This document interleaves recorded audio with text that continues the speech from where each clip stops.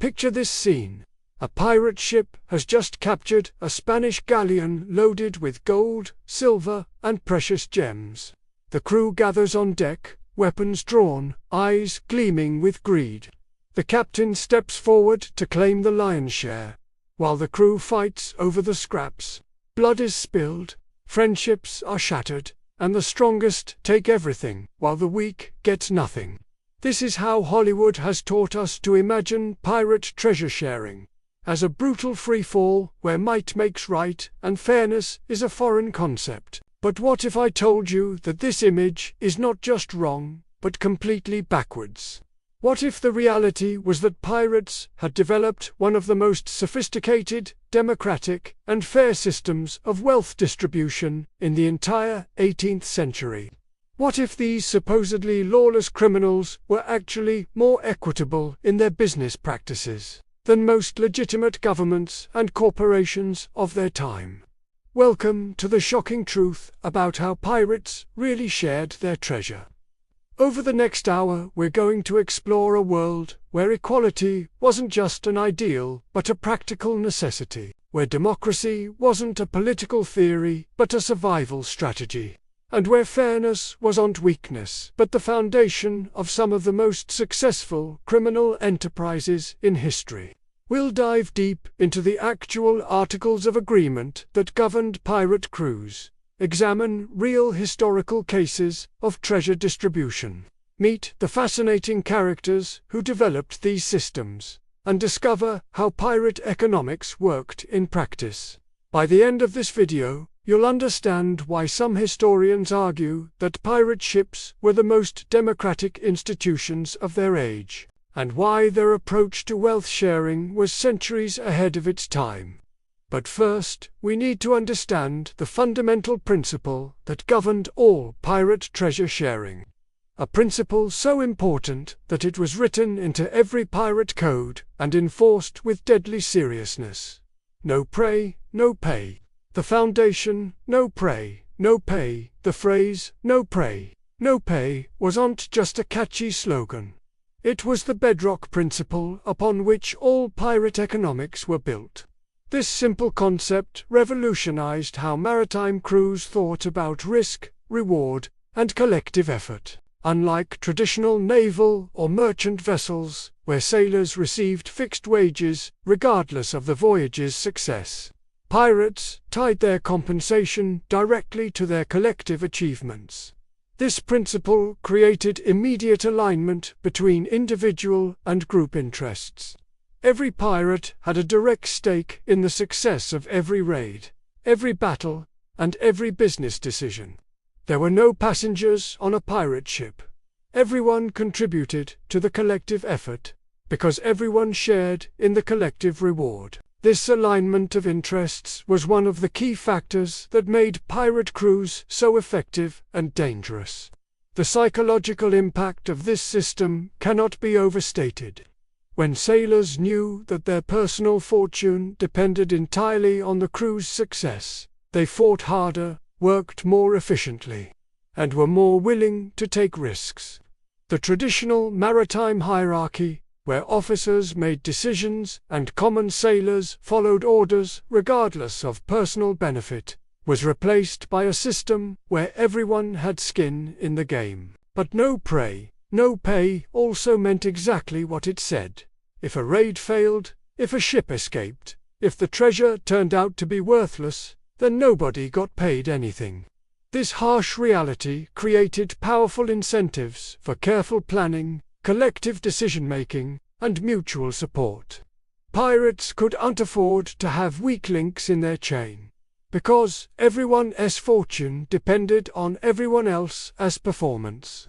The implementation of this principle required sophisticated accounting and record-keeping, systems that many people don't associate with supposedly chaotic pirate life. Ships' quartermasters maintained detailed records of raids, captures, and expenses.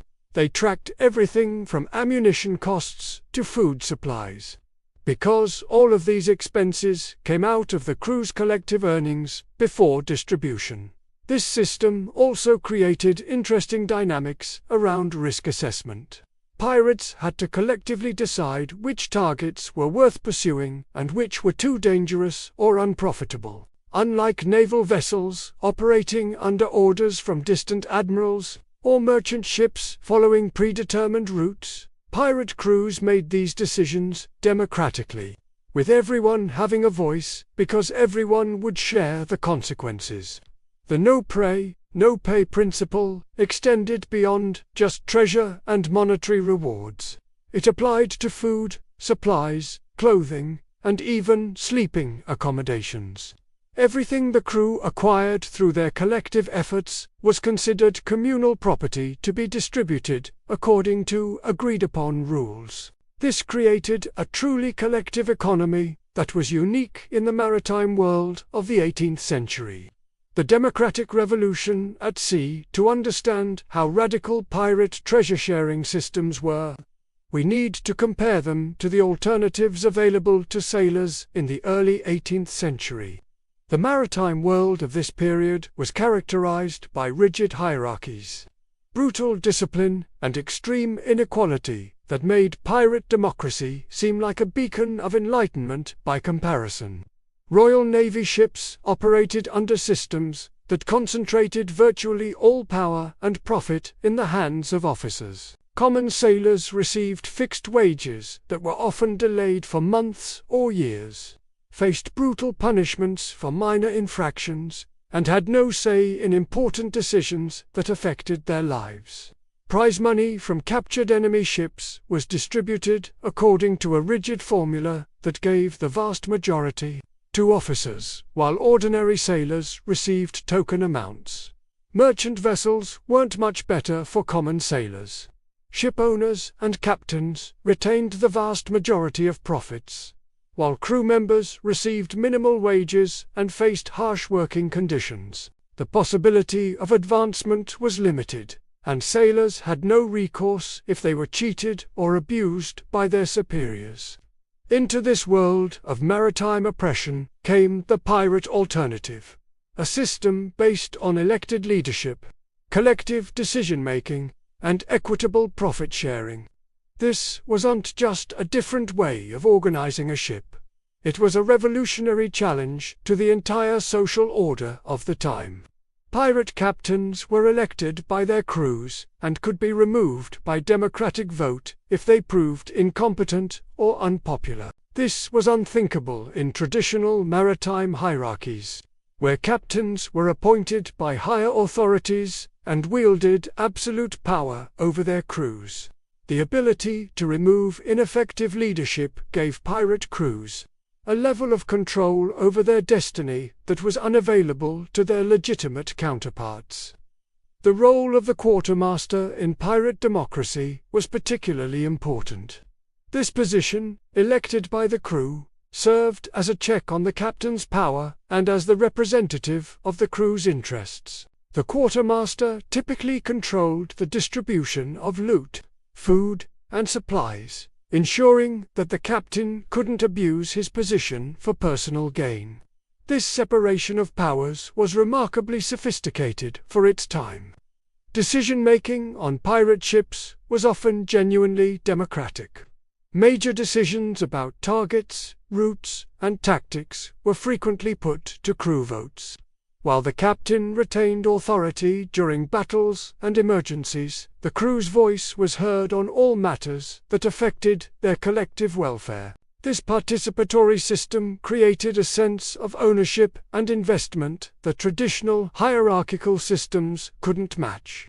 The pirate system of one man, one vote was radical for its time and place. In an era when democracy was limited to property-owning elites in a few countries, pirate ships operated as floating republics where every crew member had an equal voice in important decisions. Former slaves, escaped convicts, and social outcasts found themselves with political rights that were denied to them in legitimate society. This democratic system wasn't just idealistic, it was practical. Pirate crews needed to maintain cohesion and morale under extremely challenging circumstances. A crew that felt exploited or powerless was likely to mutiny, desert, or perform poorly in crucial situations. Democratic participation gave crew members a stake in the ship's success that went beyond mere monetary rewards. The Articles of Agreement. Pirate constitutions. The foundation of fair treasure sharing was the Articles of Agreement. Detailed contracts that every pirate crew developed and every crew member had to sign or agree to before joining. These documents were essentially constitutions for pirate society, establishing not just how treasure would be shared, but how the entire crew would function as a democratic unit.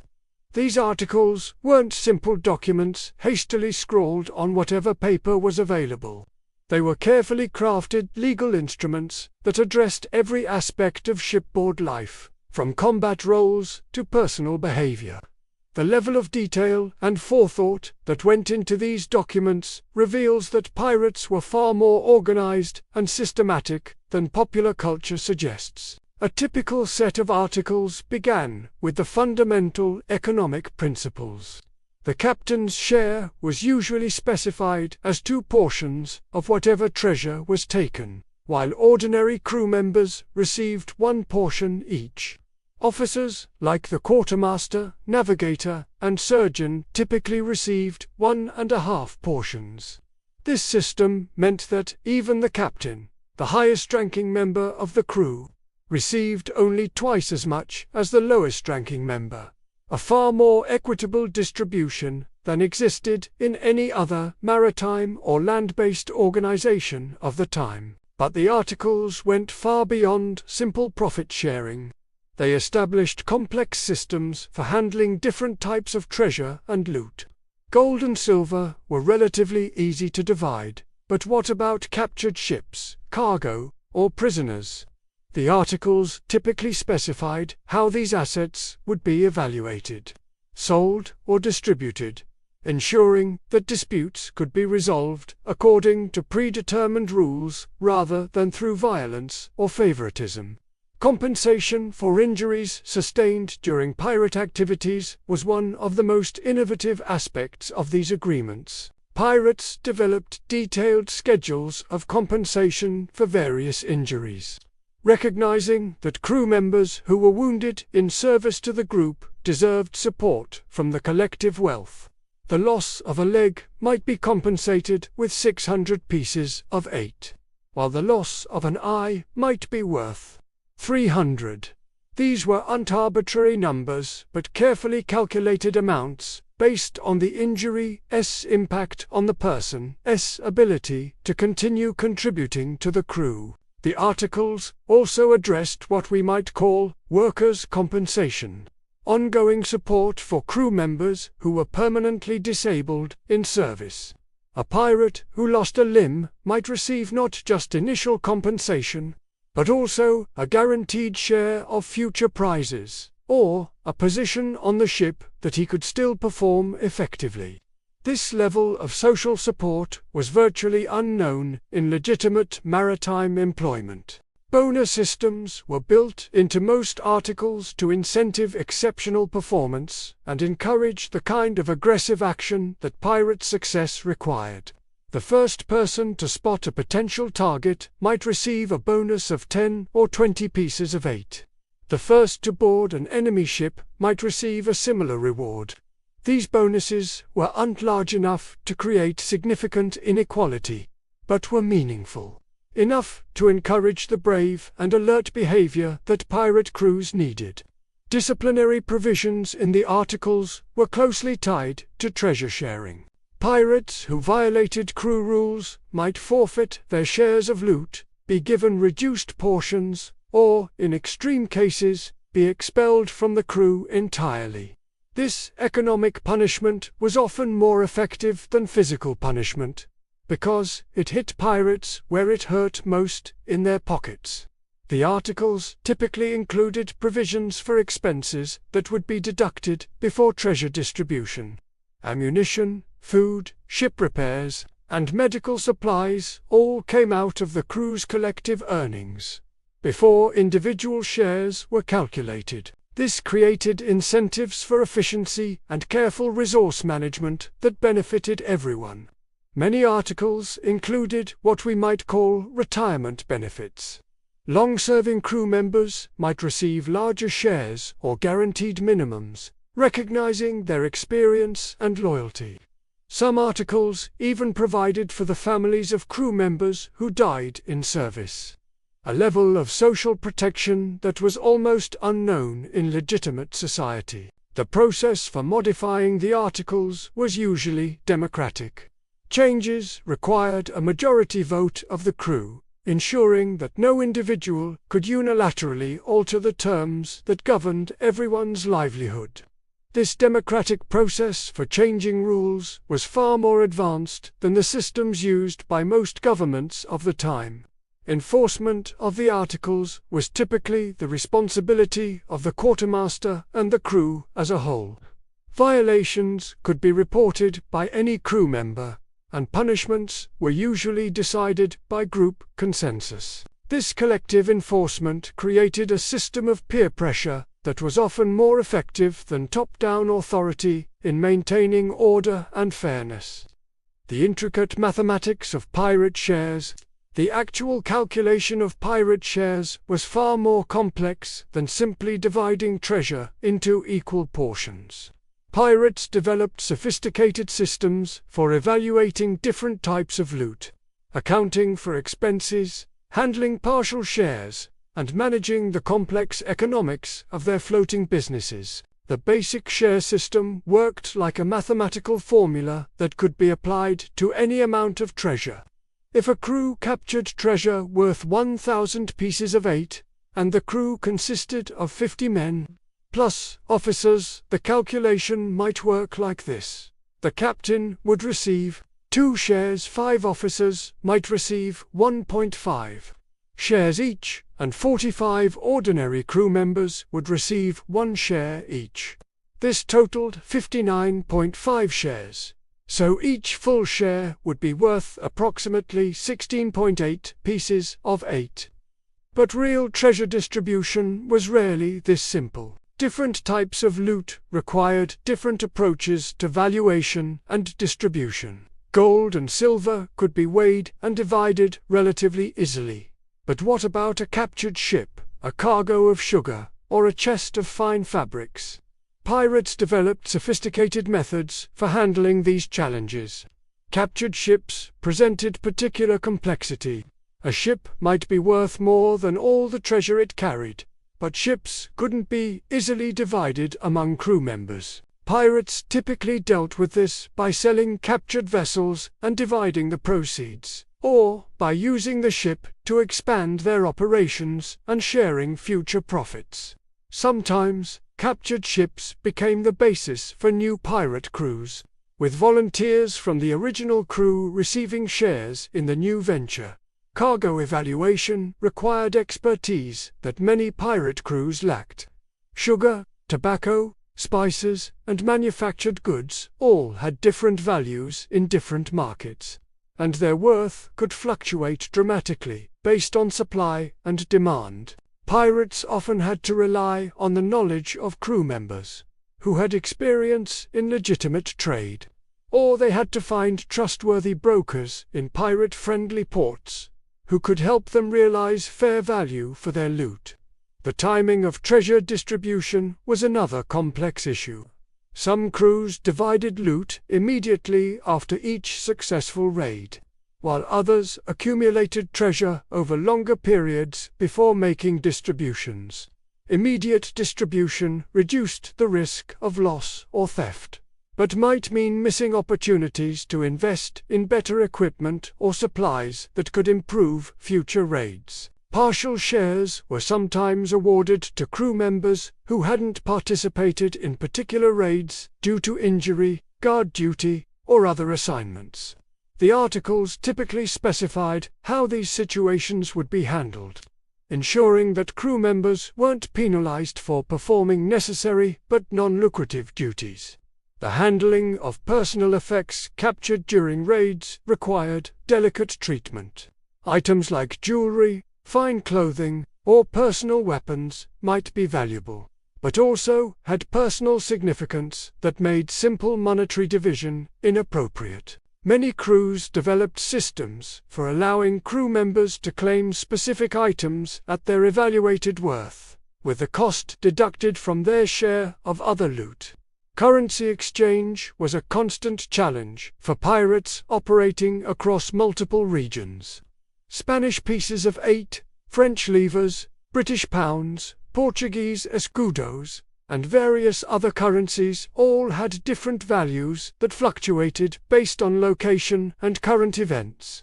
Pirates needed to understand these exchange rates to ensure fair distribution, and quartermasters often became skilled currency traders out of necessity. The accounting systems used by pirates were remarkably sophisticated. Detailed records were kept of all captures, expenses, and distributions. These records weren't just for historical interest, they were essential for resolving disputes, planning future operations, and maintaining the trust that held pirate crews together. The role of the quartermaster in treasure distribution. The quartermaster was arguably the most important figure in pirate treasure sharing, serving as accountant, arbitrator, and guardian of crew interests, all rolled into one. This position was almost always elected by the crew and could be removed by crew vote, ensuring that the person responsible for treasure distribution remained accountable to those whose fortunes he controlled. The quartermaster's responsibilities began before any treasure was captured. He was typically responsible for maintaining the ship's inventory, tracking supplies and expenses, and keeping the detailed records that would be essential for fair distribution when loot was taken. This required not just mathematical skills, but also diplomatic abilities, as disputes over resources and allocations were common. During raids and battles, the quartermaster often had specific responsibilities for securing and cataloguing captured treasure, while the captain focused on tactical decisions and the crew engaged in combat. The quartermaster ensured that valuable items weren't lost, stolen, or damaged in the excitement of victory. This role required someone who could remain calm and methodical even in the chaos of pirate action. The evaluation of captured treasure was one of the quartermaster's most crucial and challenging responsibilities. He needed to assess the value of everything from gold coins to exotic spices, often without access to reliable market information or expert appraisers. This required broad knowledge of trade goods, current market conditions, and the practical realities of selling stolen merchandise. Quartermasters developed various techniques for accurate treasure evaluation. They maintained networks of contacts in pirate-friendly ports who could provide market information and appraisal services. They studied the markings and characteristics of different types of valuable goods, learning to distinguish high-quality items from inferior copies. Many became expert evaluators of precious metals, gems, and other luxury goods through necessity and experience. The actual distribution process was carefully managed by the quartermaster to ensure fairness and prevent disputes. This often involved public counting and weighing of treasure, with crew members present to witness the process. Transparency was essential because any perception of favoritism or dishonesty could destroy crew cohesion and lead to mutiny. Record-keeping by quartermasters was meticulous and served multiple purposes. Detailed records helped resolve disputes about past distributions, provided information for planning future operations, and served as evidence of individual contributions and shares. These records were often kept in multiple copies to prevent tampering or loss. The quartermaster also served as an ombudsman for crew grievances. If a crew member felt that he had been unfairly treated in treasure distribution or other matters, he could appeal to the quartermaster for resolution. This role required diplomatic skills and the respect of the entire crew, as the quartermaster's decisions could make or break crew morale. Conflict resolution was a constant part of the quartermaster's duties. Disputes over treasure shares, accusations of theft or favoritism, and disagreements about the evaluation of loot all fell under his jurisdiction. The quartermaster needed to resolve these conflicts quickly and fairly, as unresolved disputes could tear a crew apart. The relationship between the quartermaster and the captain was carefully balanced in most pirate organizations. While the captain had authority over tactical decisions and ship operations, the quartermaster controlled the economic life of the crew. This division of power prevented any single individual from accumulating too much authority and helped maintain the democratic character of pirate society. Historical case study: Bartholomew Roberts and the Perfect System. Bartholomew Roberts, known as Black Bart, was perhaps the most successful pirate of the Golden Age, capturing over 400 ships during his brief but spectacular career.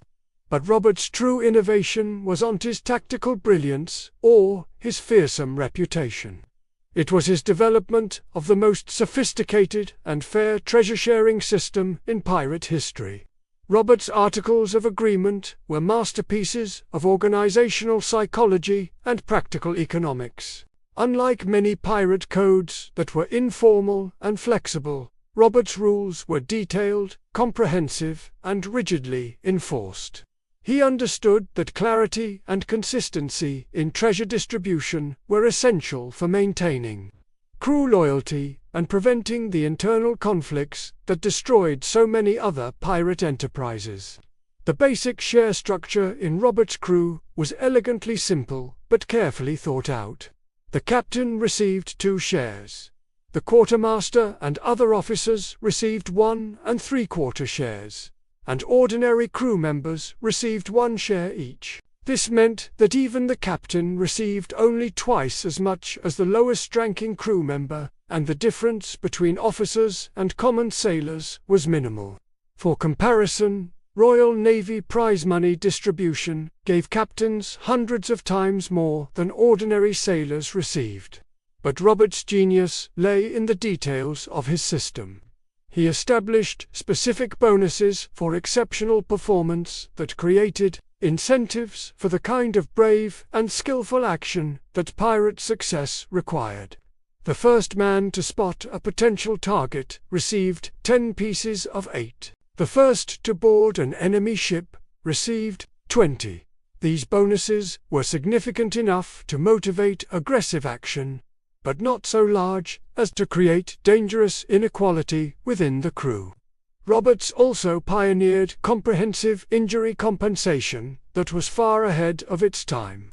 His articles specified exact payments for various injuries: 800 pieces of 8 for the loss of a limb, 200 for the loss of an eye, and proportional amounts for lesser injuries. These weren't just one-time payments, but often included ongoing support for permanently disabled crew members. This system provided social insurance that was unavailable to workers in any other profession of the time. The enforcement of Roberts' treasure-sharing system was as innovative as the system itself. He established clear procedures for resolving disputes, investigating allegations of theft or favoritism, and punishing violations. Most importantly, he created checks and balances that prevented any individual, including himself, from manipulating the system for personal gain. Roberts' crew operated under what was essentially a constitution with amendments, procedures, judicial processes, and democratic participation that would have been recognizable to political theorists centuries later. Changes to the Articles required a 2/3 majority vote of the crew, ensuring that modifications had broad support while preventing a simple majority from oppressing minority interests. The success of Roberts' system can be measured not just in the wealth his crew accumulated, but in their remarkable cohesion and effectiveness. During his career, Roberts' crew faced numerous challenges, battles, and setbacks, but they remained united and loyal to their democratic system. Internal conflicts, which destroyed many other pirate crews, were rare and quickly resolved according to established procedures. Robert's attention to detail extended to every aspect of treasure management. He established procedures for evaluating different types of loot, guidelines for selling captured goods, and systems for managing the crew's collective expenses. His quartermaster maintained detailed records that accounted for every coin and every expense, creating a level of financial transparency that was unknown in most legitimate businesses of the time. The psychological impact of Robert's fair system extended far beyond mere economics. Crew members who knew they would be treated fairly and compensated appropriately for their contributions were more willing to take risks, work harder, and remain loyal to the crew. This created a positive feedback loop that made Robert's operation increasingly successful and attractive to potential recruits. The legendary generosity of Black Sam Bellamy, Samuel Black Sam Bellamy, represented the idealistic extreme of pirate democracy and fair treasure sharing. Known as the Prince of Pirates, Bellamy was famous not just for his success in capturing treasure, but for his generous and egalitarian approach to sharing it with his crew. His story illustrates how pirate treasure-sharing systems could create genuine loyalty and mutual respect among crew members. Bellamy's approach to treasure sharing was influenced by his background and personal philosophy. Unlike many pirate captains who came from naval or merchant marine backgrounds, Bellamy had experience as a common sailor and understood the frustrations of working under traditional maritime hierarchies. When he became a captain, he consciously designed his treasure-sharing system to address these frustrations. The share structure used by Bellamy's crew was notable for its minimal hierarchy. While Bellamy received the traditional captain's double share, the gap between officers and ordinary crew members was smaller than in most other pirate organizations. More importantly, Bellamy frequently used his Captain-S privilege to award bonus shares to crew members who had performed exceptionally or who were in particular need. Bellamy's crew was famous for their loyalty and cohesion, which stemmed directly from their captain's fair and generous approach to treasure distribution. Contemporary accounts describe a crew that was remarkably unified and effective, with none of the internal conflicts that plagued many other pirate organizations. This unity wasn't just the result of successful raids. It was the product of a system that made every crew member feel valued and fairly treated. The democratic decision-making process in Bellamy's crew extended to treasure distribution in innovative ways, while the basic share structure was established in advance. The crew often voted on special distributions, bonus awards, and the handling of unusual types of loot. This participatory approach ensured that everyone felt their voice was heard in decisions that affected their livelihood. Bellamy's crew also pioneered innovative approaches to handling captured goods that couldn't be easily divided. When they captured ships carrying valuable cargo, they often held crew votes to decide whether to keep the cargo for their own use, sell it for immediate profit, or use it as trading material for future opportunities. This democratic approach to asset management was sophisticated and effective. The treatment of new crew members in Bellamy's organization was particularly generous. While many pirate crews required new members to serve probationary periods before receiving full shares, Bellamy typically granted immediate full membership to qualified sailors. This generosity helped him recruit some of the best sailors from captured ships and maintain a crew of exceptional quality. Bellamy's approach to expense management was also notably fair and transparent. All crew expenses, from ammunition to food to ship repairs, were carefully tracked and deducted from treasure before distribution. But, unlike some captains, who used expense deductions to inflate their own shares, Bellamy ensured that all expenses were legitimate and necessary for crew welfare and operational effectiveness. The psychological impact of Bellamy's generous system extended beyond his immediate crew. His reputation for fairness made him one of the most popular pirates among common sailors, and many men actively sought to join his crew rather than others.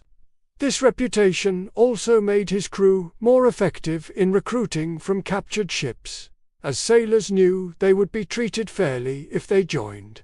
Bellamy's crew developed innovative solutions for managing the complex logistics of treasure sharing across multiple raids and extended voyages.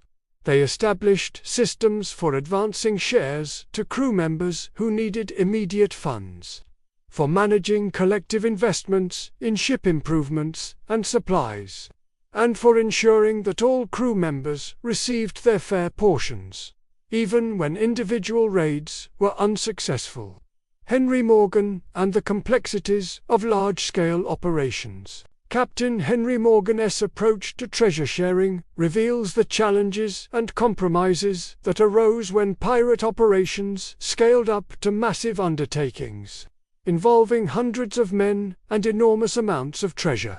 Morgan's raid on Panama City in 1671 was one of the largest pirate operations in history, and the treasure distribution from this raid illustrates both the potential and the problems of pirate economic systems. The Panama raid involved over 1,000 men organized into multiple crews and commanded by various captains under Morgan's overall leadership. This scale created unprecedented challenges for treasure distribution that could not be solved by the simple share systems used by individual ship crews. Morgan had to develop new methods for ensuring fair distribution across multiple organizations while maintaining the cooperation necessary for success. The preparation for the Panama raid required significant upfront investment that complicated traditional treasure-sharing arrangements. Ships needed to be outfitted, supplies purchased, and crews equipped for an extended campaign far from their normal operating areas. These expenses were funded collectively by the participating crews, with the understanding that they would be recouped from the raid's profits before individual distributions were made. The capture of Panama City yielded enormous treasure. Contemporary estimates suggest the total value was equivalent to millions of dollars in today's currency. But the size of the haul created its own problems. How do you fairly divide an enormous amount of diverse treasure among over 1,000 men with different roles, different contributions, and different agreements about their shares? Morgan's solution was to establish a central treasure distribution system that operated parallel to individual crew arrangements. The total treasure was first divided among the various captains based on the size and contribution of their crews. Then each captain was responsible for distributing his portion according to his crew's specific articles.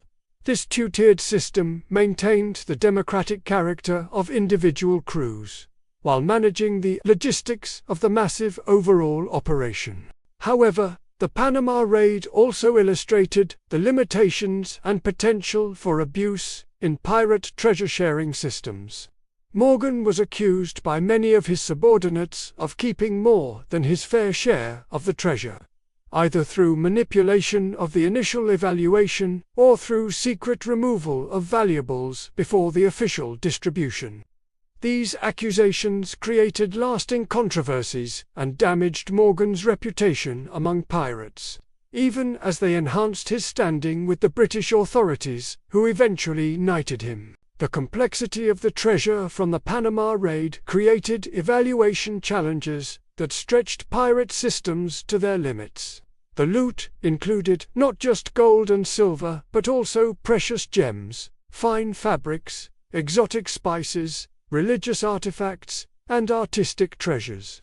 Each type of item required different expertise to evaluate accurately, and mistakes or manipulation in the evaluation process could result in significant inequity in distribution. Documentation from the Panama raid reveals the sophisticated record-keeping systems that large-scale pirate operations required. Detailed inventories were maintained of all captured items, expenses were carefully tracked, and individual shares were calculated with mathematical precision. These records were often kept by multiple parties to prevent tampering and ensure accuracy. The geographic dispersion of the treasure from the Panama raid also created logistical challenges. With over 1,000 men scattered across multiple ships and temporary camps, the physical process of distributing shares required careful coordination and security. Pirates had to develop systems for transporting and protecting large amounts of treasure, while ensuring that all entitled parties received their portions. The aftermath of the Panama raid showed both the strengths and weaknesses of pirate treasure-sharing systems.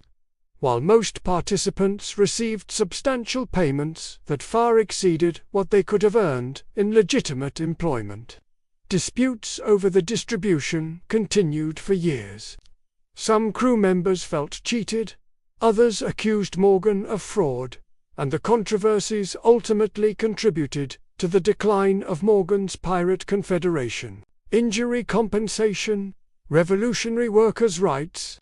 One of the most remarkable and forward-thinking aspects of pirate treasure-sharing systems was their comprehensive approach to compensating crew members who were injured in the line of duty.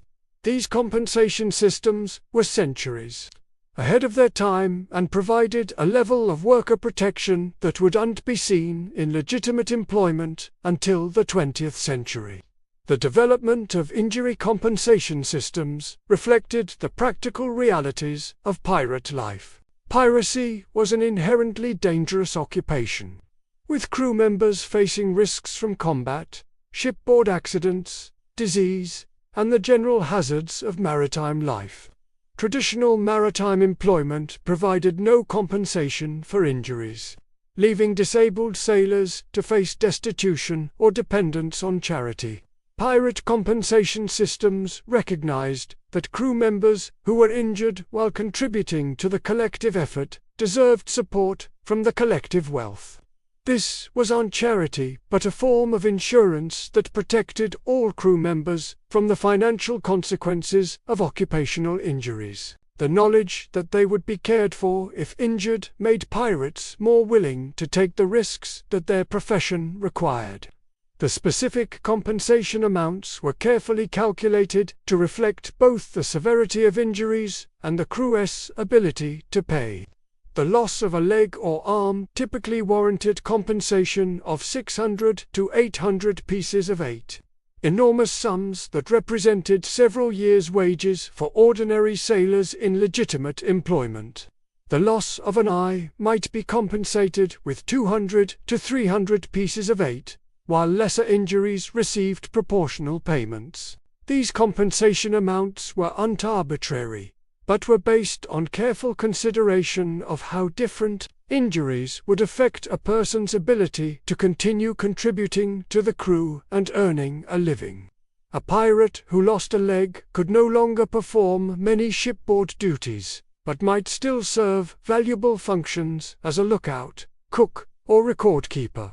The compensation was designed to provide financial security while the injured person transitioned to new roles. The immediacy of compensation was another innovative aspect of pirate injury systems. Unlike modern workers' compensation systems that might take months or years to process claims, pirate compensation was typically paid immediately from available funds. If the crew's treasury was insufficient to cover the full compensation, the amount was treated as a debt against future prizes that would be paid before any other distributions. Long-term care provisions in pirate injury compensation were remarkably advanced. Crew members who were permanently disabled often received not just initial compensation, but also guaranteed shares of future prizes, for as long as they remained with the crew. Some articles provided for lifetime support, ensuring that injured pirates wouldn't become burdens on their families or communities. The medical care provided to injured pirates was also funded collectively and administered fairly. Ships' surgeons were paid from crew funds. Medical supplies were purchased collectively, and the best available care was provided to all crew members regardless of rank. This collective approach to healthcare was virtually unknown in other forms of employment. Prevention of injuries was also incentivized through the compensation system. Crews that maintained good safety practices and avoided unnecessary injuries had more treasure available for general distribution. This created group pressure for responsible behavior and careful attention to safety procedures.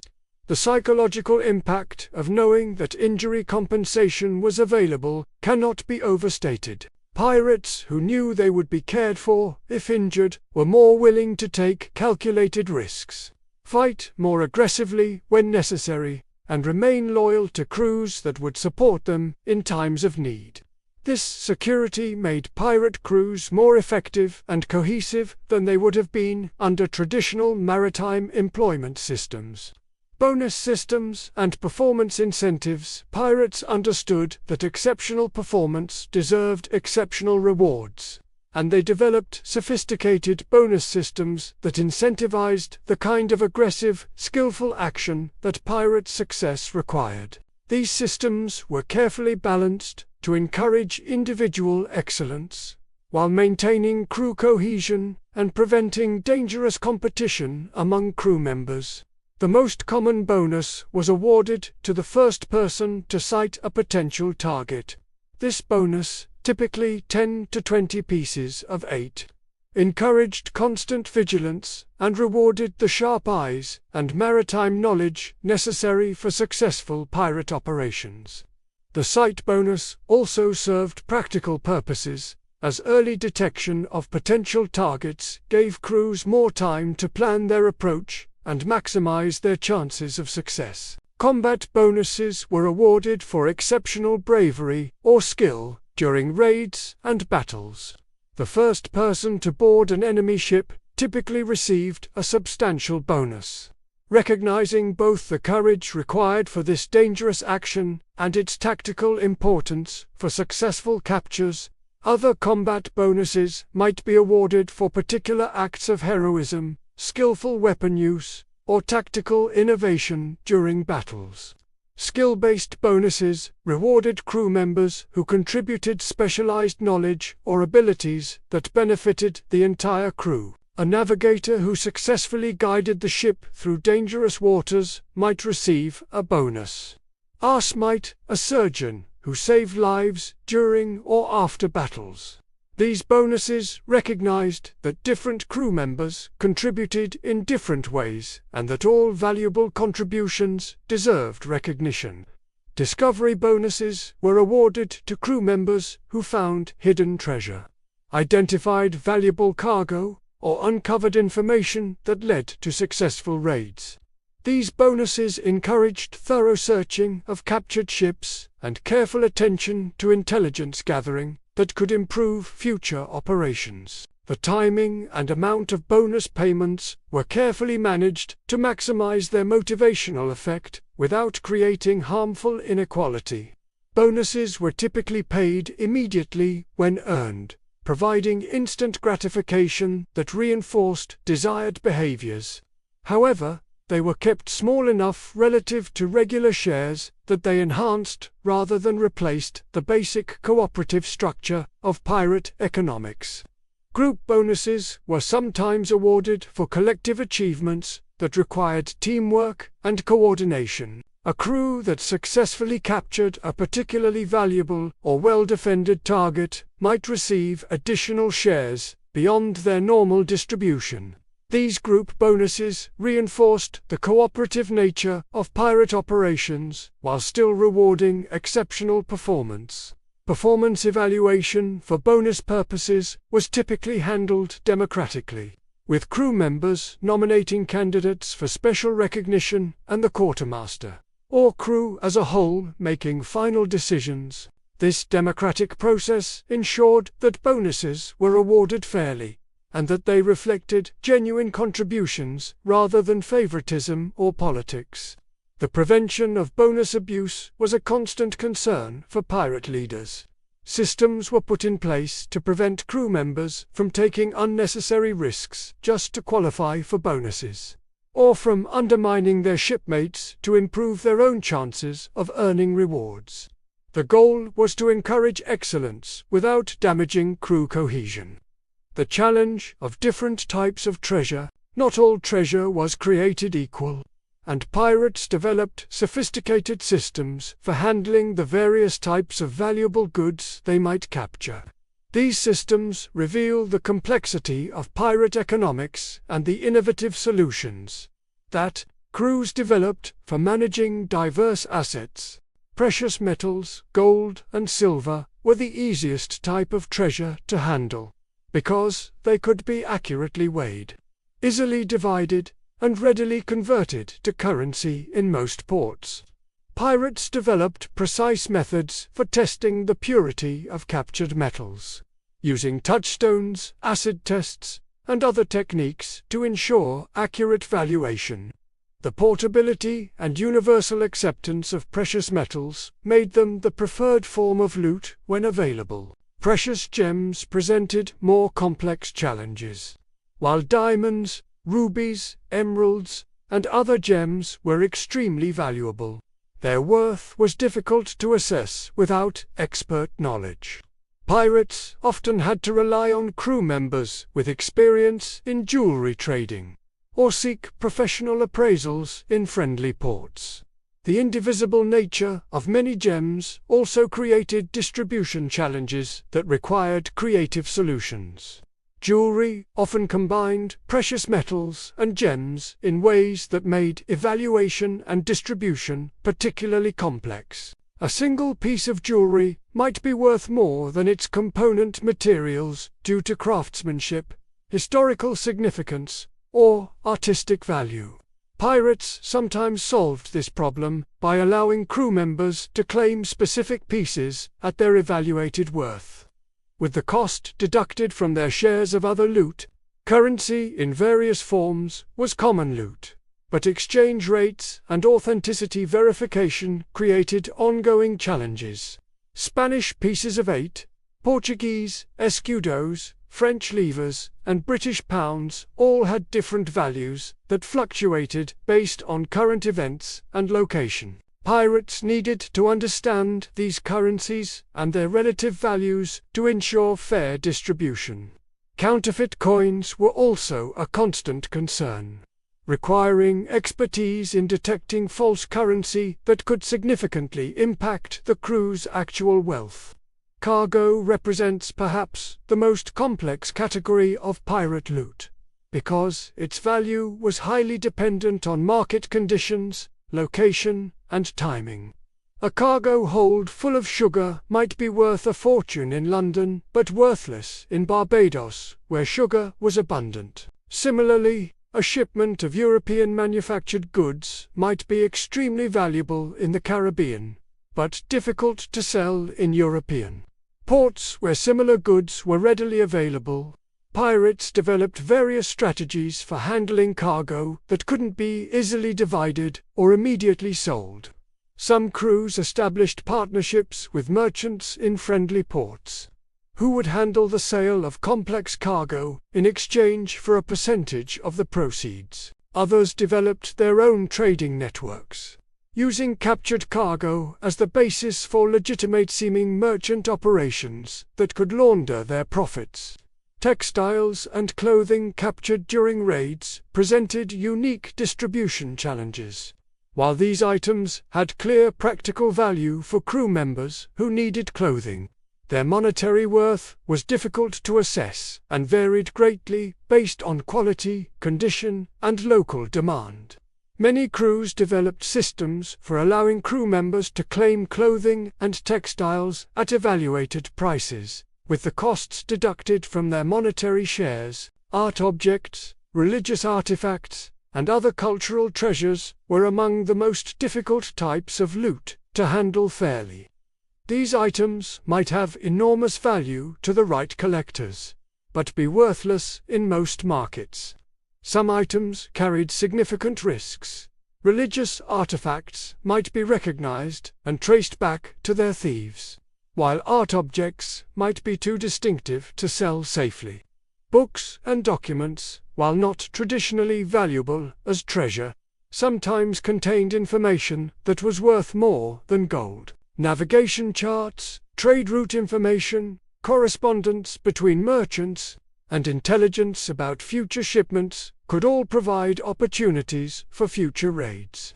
Pirates learned to evaluate captured documents carefully and often appointed literate crew members to review and assess written materials.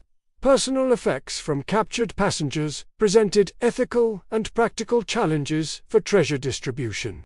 While pirates were criminals, many had codes of honor that limited their treatment of personal property, particularly items belonging to women, children, or clergy. Balancing the crew's desire for profit with these moral constraints required careful judgment and often led to creative distribution solutions.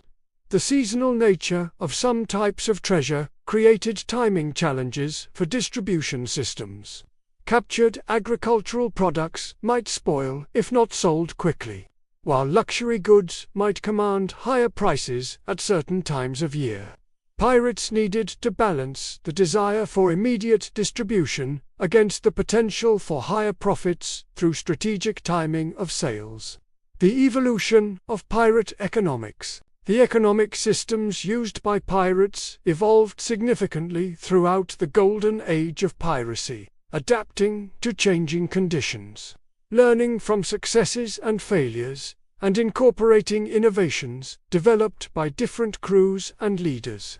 This evolution reveals how practical economic systems develop under pressure, and how cooperation can emerge, even in supposedly lawless environments. Early pirates of the late 17th century operated with relatively simple treasure-sharing systems that were based on traditional maritime practices but modified for their illegal activities. These early systems were often informal and flexible, relying more on personal relationships and ad hoc decision-making than on formal rules and procedures. As piracy became more organized and profitable in the early 18th century, treasure-sharing systems became more sophisticated and formal. The most successful pirates learned from the mistakes of their predecessors and developed increasingly complex systems that addressed the various challenges and opportunities that arose from large-scale criminal operations. The influence of different cultural traditions shaped the evolution of pirate economics in interesting ways.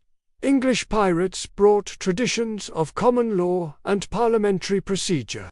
Spanish pirates contributed concepts of royal authority and centralized decision-making, and African pirates added community-based approaches to collective ownership and mutual support. Technological changes also influenced pirate treasure-sharing systems. Improvements in navigation made longer voyages and more distant raids possible, requiring systems that could handle extended periods between treasure acquisitions and distributions. Better weapons and ship design changed the nature of pirate operations and the types of loot that crews could realistically pursue. The relationship between pirate economics and legitimate commerce created feedback loops that influenced both systems. Pirates who spent their treasure in legitimate ports brought new ideas about commerce and trade back to their crews, while merchants who dealt with pirates sometimes adopted pirate innovations in their own business practices. International variations in pirate treasure sharing. Pirates operated across the globe during the Golden Age, and different regions developed distinct variations in treasure sharing systems that reflected local conditions, cultural influences, and the specific challenges of their operating environments. Caribbean pirates, operating in the heart of the Spanish treasure fleet's routes, developed systems optimized for handling large amounts of precious metals and gems. Their distribution systems were often more complex than those used in other regions because of the variety and value of available targets.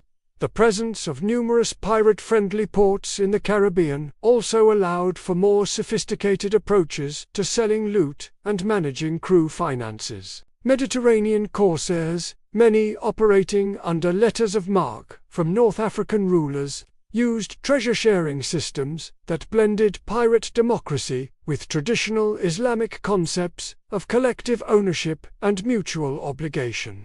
These systems often included provisions for supporting the families of crew members and contributing to the communities that provided safe harbor for pirate operations. Indian Ocean pirates faced unique challenges due to the vast distances between safe ports and the diverse cultural backgrounds of their potential targets and crew members. Their treasure-sharing systems often needed to account for multiple currencies, different concepts of valuable goods, and the complex logistics of operating far from any friendly bases.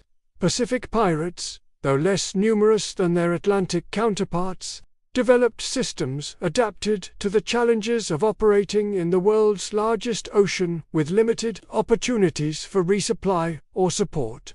Their treasure-sharing arrangements often emphasized long-term sustainability over immediate profit, recognizing that crews might need to operate independently for extended periods. The influence of local legal systems on pirate treasure sharing was significant in regions where pirates operated with some degree of official tolerance or support. In some areas, local governors or officials received portions of pirate treasure in exchange for protection or supplies, and these arrangements were built into crew distribution systems. The psychology of fair distribution. The success of pirate treasure-sharing systems wasn't just about mathematics and logistics. It was fundamentally about psychology and human nature. Pirates understood intuitively that perceived fairness was more important than absolute amounts, and they designed their systems to maximize the psychological benefits of equitable distribution. The transparency of pirate distribution systems was crucial for maintaining crew morale and cohesion. Public counting and weighing of treasure, open discussion of distribution decisions, and clear explanation of how shares were calculated all helped ensure that crew members felt the process was fair and honest. This transparency was markedly different from the secretive and arbitrary systems used in most legitimate employment. The predictability of pirate shares provided psychological security that was rare in the uncertain world of the 18th century. Crew members knew exactly what they would receive for their efforts, could plan for their financial future, and had confidence that their contributions would be recognized and rewarded. This predictability reduced anxiety and conflict while increasing loyalty and commitment. The collective nature of pirate wealth created strong psychological bonds among crew members. Unlike traditional employment, where workers competed for limited advancement opportunities, pirates succeeded or failed together. This shared fate created genuine camaraderie and mutual support that was often stronger than family bonds. Recognition and respect were as important as monetary rewards in pirate distribution systems. The public nature of shared distribution meant that each crew member's contribution was acknowledged before the entire crew. This recognition provided psychological rewards that enhanced the value of monetary payments and helped maintain individual dignity and self-respect. The ability to influence distribution decisions gave pirates a sense of agency and control that was unavailable in traditional employment. Crew members could vote on bonus awards, challenge unfair decisions, and participate in modifying the systems that governed their livelihood. This democratic participation created psychological ownership that enhanced loyalty and commitment. Disputes and resolution mechanisms, even the most carefully designed treasure-sharing systems, occasionally generated disputes, and pirates developed sophisticated mechanisms for resolving these conflicts before they could destroy crew cohesion. These dispute resolution systems reveal the maturity and sophistication of pirate social organization. Common types of disputes included disagreements over treasure evaluation, accusations of theft or favoritism, conflicts over bonus awards, and challenges to distribution decisions. Pirates understood that unresolved disputes could quickly escalate into violence that might destroy the crew. So they developed formal procedures for addressing grievances quickly and fairly. The role of the quartermaster as arbitrator was central to most dispute resolution systems. As an elected representative of the crew's interests, the quartermaster had the authority and legitimacy necessary to investigate disputes and make binding decisions. This role required not just administrative skills but also diplomatic abilities and the respect of the entire crew. Trial procedures used by some pirate crews were remarkably similar to modern legal systems. Accused parties had the right to present their side of disputes, witnesses could be called to testify, and evidence was evaluated according to established standards. These procedures weren't just formal exercises, but genuine attempts to determine truth and ensure fair treatment. Jury systems were sometimes used for serious disputes, with panels of crew members hearing evidence and making collective decisions about guilt and appropriate remedies. These pirate juries were often more representative and democratic than the legal systems available in most countries of the time. Appeals processes allowed crew members to challenge decisions they felt were unfair or incorrect. Higher appeals might be heard by the entire crew, with final decisions made by democratic vote. This appeals system provided a safety valve that prevented minor disputes from escalating into major conflicts. Punishment for violations of treasure-sharing rules was typically economic rather than physical. Pirates who were found guilty of theft or fraud might forfeit shares of current or future prizes, be required to make restitution to injured parties, or, in extreme cases, be expelled from the crew. These economic punishments were often more effective than physical punishment, because they hit violators where it hurt most. Mediation services were sometimes provided by respected crew members or visiting pirates, who could offer neutral perspectives on disputes. These mediators helped resolve conflicts through negotiation and compromise rather than formal adjudication, preserving relationships while addressing legitimate grievances. The business side of piracy. To fully understand pirate treasure sharing, we need to recognize that successful pirate crews were essentially small businesses, with complex operational requirements that had to be funded from their collective earnings. The business aspects of piracy shaped treasure distribution in ways that are immediately obvious but were crucial for long-term success. Ship maintenance was a constant and expensive necessity that consumed significant portions of pirate earnings before any individual distributions could be made. Sails needed replacement, hulls required careening and repair. Rigging wore out and had to be renewed, and weapons needed maintenance and replacement. These costs were typically deducted from treasure before shares were calculated. But the accounting had to be transparent and fair to maintain crew support. Provisioning for extended voyages required substantial upfront investment that affected treasure distribution in complex ways. Food, water, ammunition, and medical supplies all had to be purchased or acquired before their costs could be recouped from successful raids. Crews often had to balance immediate distribution desires against the need to fund future operations. Equipment upgrades could significantly improve a crew's earning potential, but required collective investment that reduced immediate distributions. Better cannons, improved navigation instruments, or enhanced medical supplies could make the difference between success and failure in future operations. But they required crew members to sacrifice immediate gratification for long-term benefit. Personnel costs beyond basic shares included payments to specialists who weren't full crew members, but provided essential services. Local pilots, informants, suppliers, and temporary crew members all required compensation that came from the crew's collective earnings.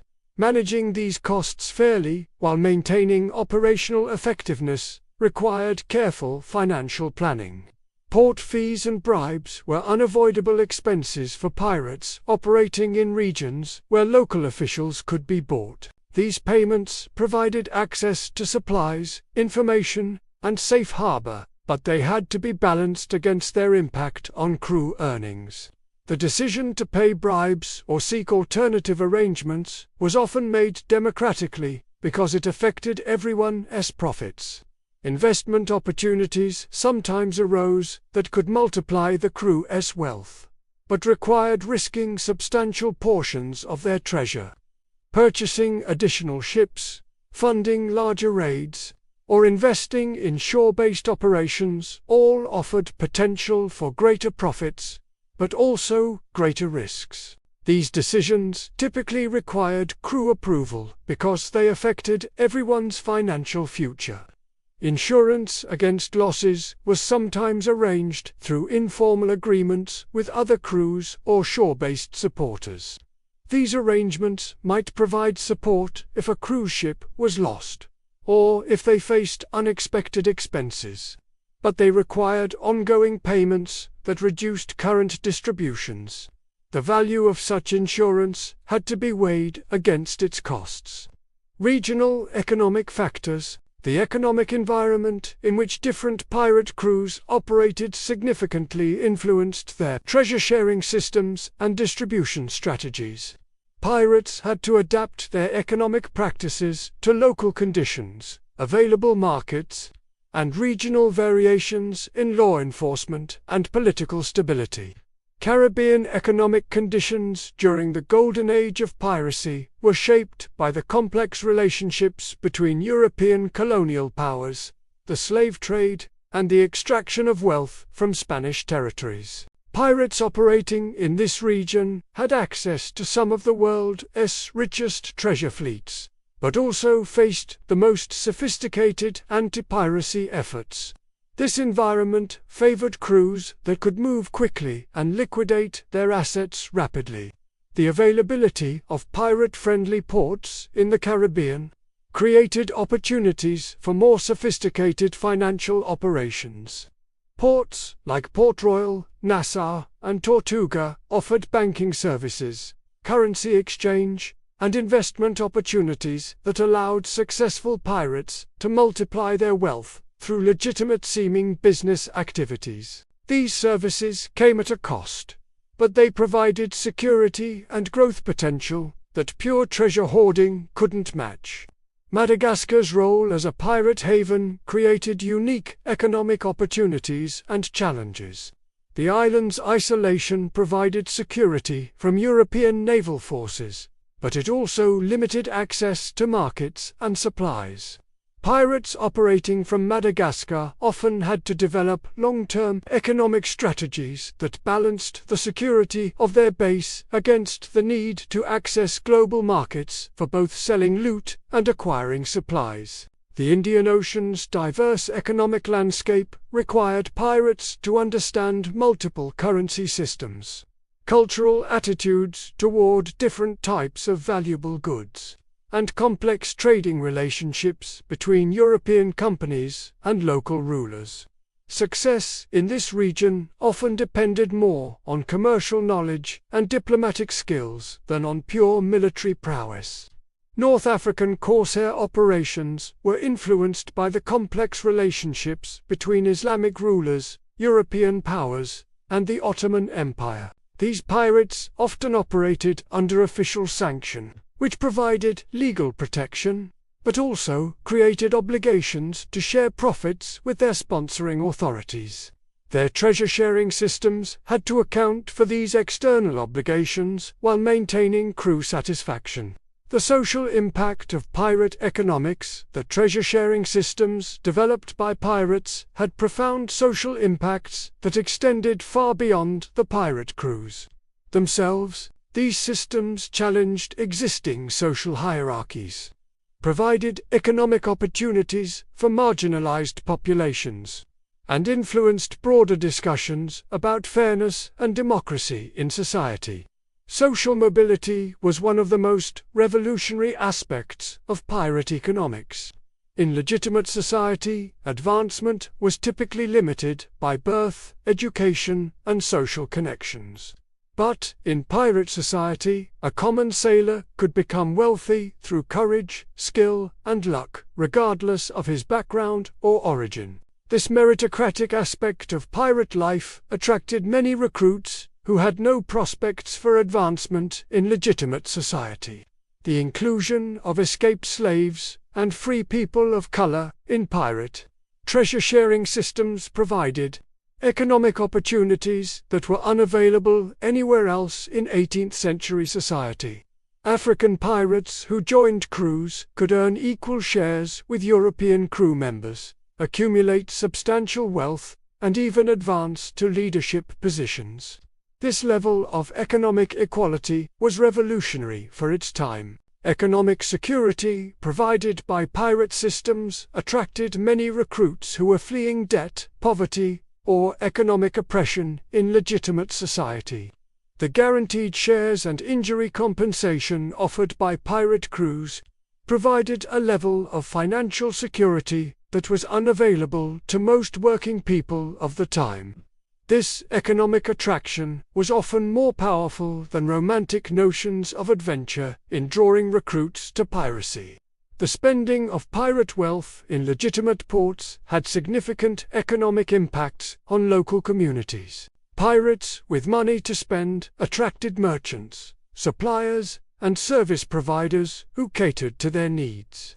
Some port towns became economically dependent on pirate spending, creating complex relationships between criminal and legitimate economic activity. Women, though rare in pirate crews, could sometimes achieve economic independence through pirate treasure-sharing systems that was impossible in legitimate society. Female pirates like Anne, Bonny, and Mary Read earned shares equal to their male counterparts, providing them with wealth and independence that no legitimate employment could offer women of their time. The darker side of pirate economics. While pirate treasure-sharing systems were remarkably fair and democratic compared to other options available in their time, they weren't perfect, and the realities of criminal life created challenges and injustices that even the best systems couldn't completely eliminate.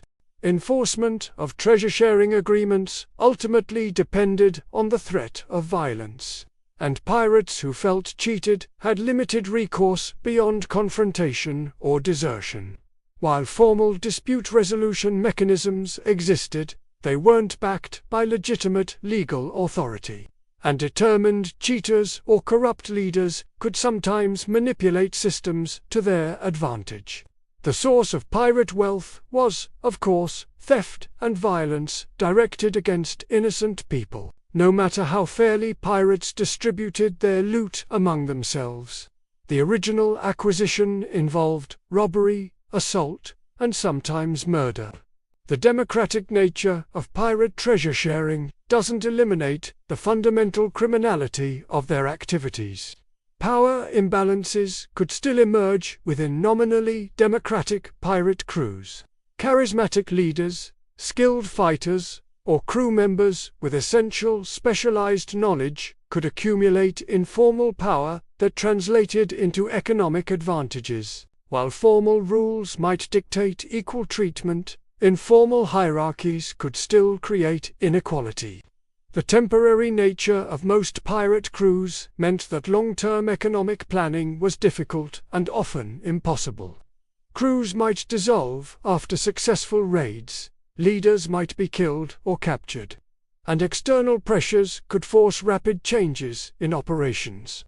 This instability limited the development of more sophisticated economic institutions that might have emerged given more time and security. Geographic isolation of many pirate operations created economic vulnerabilities that could be exploited by unscrupulous leaders or external parties.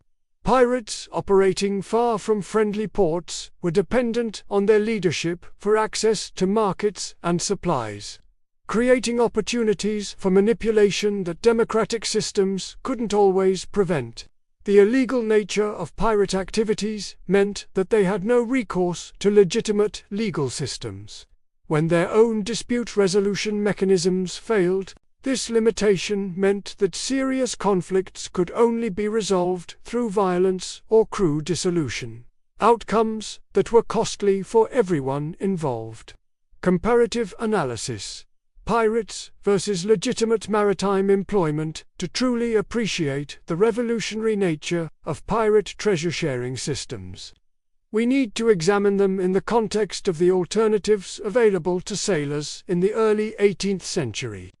This comparison reveals why piracy was so attractive to common sailors, and why pirate economics represented such a radical departure from conventional maritime employment. Royal Navy service, the most common alternative to piracy for experienced sailors, offered fixed wages that were often delayed for months or years. Sailors might complete long voyages without seeing any pay, and they had no share in any prizes or treasure captured during their service.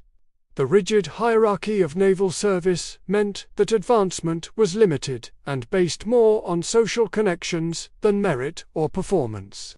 Prize money distribution in the Royal Navy was so skewed toward officers that common sailors received virtually nothing from captured enemy ships. A typical distribution might give the captain and officers 90% of prize money, while dividing the remaining 10% among dozens of common sailors.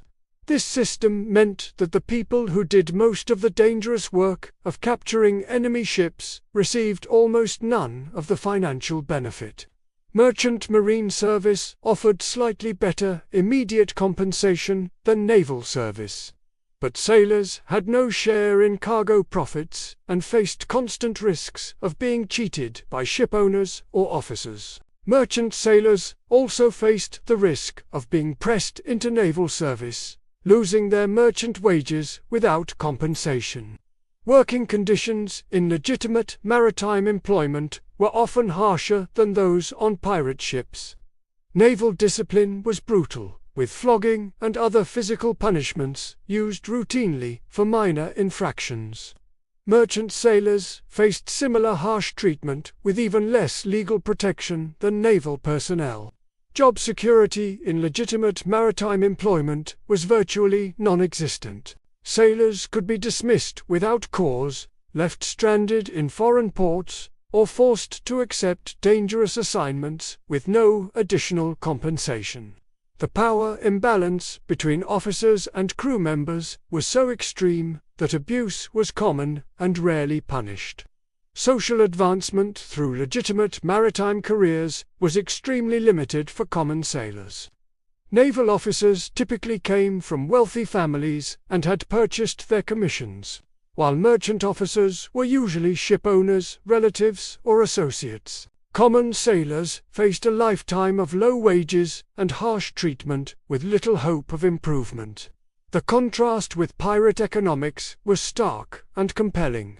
Pirates offered immediate sharing in collective profits, democratic participation in important decisions, fair treatment regardless of background, opportunities for rapid advancement based on merit, and compensation for injuries and disabilities that was unknown in legitimate employment.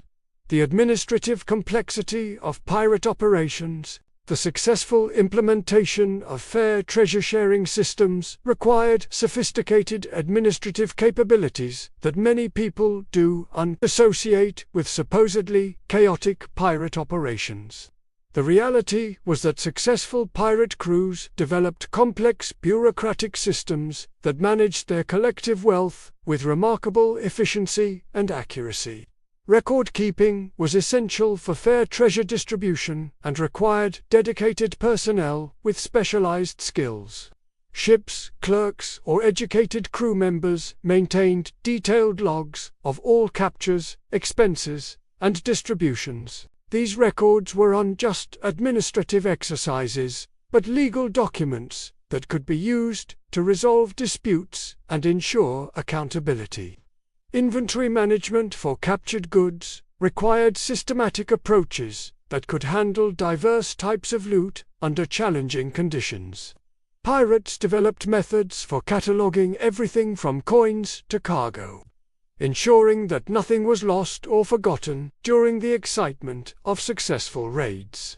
This inventory work was typically done collectively to prevent accusations of theft or favoritism. Valuation expertise became increasingly important as pirate operations grew more sophisticated. Crews needed members who could assess the worth of precious metals, gems, artwork, textiles, and other valuable goods. Some pirates developed specialized knowledge in particular areas, becoming the crew's expert evaluators for specific types of treasure. Storage and security of accumulated treasure required careful planning and execution. Pirates had to protect their wealth from theft by crew members, capture by enemies, and loss due to shipboard accidents or harsh weather. This meant developing secure storage systems, guard rotations, and accounting procedures that tracked every item and its location. Currency management became increasingly complex as pirates operated across multiple regions with different monetary systems. Quartermasters needed to understand exchange rates, identify counterfeit currency, and convert various foreign coins and currency into standardized values for distribution purposes. Banking relationships, while informal, were essential for pirates who wanted to do more than simply accumulate physical treasure. Some pirates developed relationships with merchants, money lenders, or even legitimate banks that could provide services like currency exchange, secure storage, and investment opportunities. These relationships had to be managed carefully to avoid detection by authorities. Insurance against losses was sometimes arranged through informal agreements with other crews or shore-based supporters.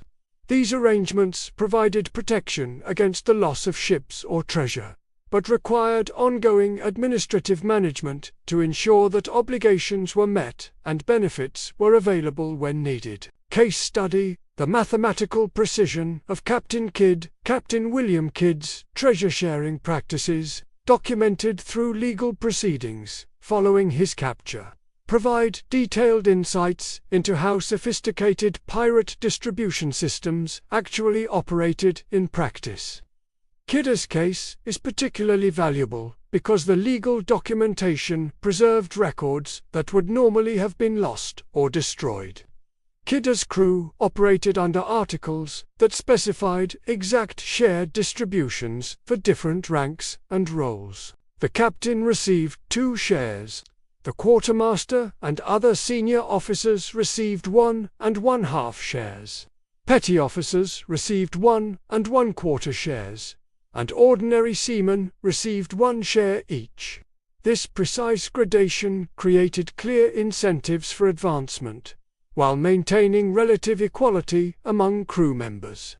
The complexity of Kidd's treasure evaluation systems is revealed through court documents that describe the processes used to assess captured goods. Gold and silver were weighed using standardized measures. Precious gems were evaluated by crew members with relevant experience, and other valuable goods were assessed based on their likely sale value in available markets. Expense accounting in Kidd's operation was remarkably detailed and transparent. Records show deductions for ship maintenance, provisions, ammunition, medical supplies, and various operational costs. These expenses were carefully documented and justified, with crew members having the right to review and challenge any charges that seemed excessive or inappropriate. Bonus payments in Kidd's crew were awarded according to specific criteria established in advance. The first person to sight a potential target received a predetermined bonus, as did the first to board an enemy ship during combat. These bonuses were paid immediately and recorded in the ship's books to prevent later disputes. Injury compensation under Kidd's system followed the standard pirate practices of the time, but with additional provisions for long-term care. Crew members who were permanently disabled received not just initial compensation, but also reduced duty positions that allowed them to continue earning shares appropriate to their abilities. The distribution process itself was conducted publicly, with multiple witnesses to ensure transparency and prevent accusations of favoritism. Treasure was counted and weighed in front of the assembled crew. Shares were calculated openly, and any questions or concerns were addressed before final distribution. Documentation from Kidd's legal proceedings reveals the sophisticated financial planning that successful pirate operations required. The crew maintained reserves for emergency expenses, planned for seasonal variations in raiding opportunities, and even made provision for the eventual dissolution of the crew and distribution of accumulated assets. The influence of cultural background on distribution systems, the multicultural nature of most pirate crews created fascinating syntheses of different cultural approaches to collective ownership, wealth distribution, and social organization. Pirates from different backgrounds brought their own traditions and expectations to treasure-sharing systems, creating hybrid approaches that were often more sophisticated than any single cultural tradition. English pirates brought traditions of common law, parliamentary procedure, and concepts of individual rights that influenced how pirate articles were written and enforced.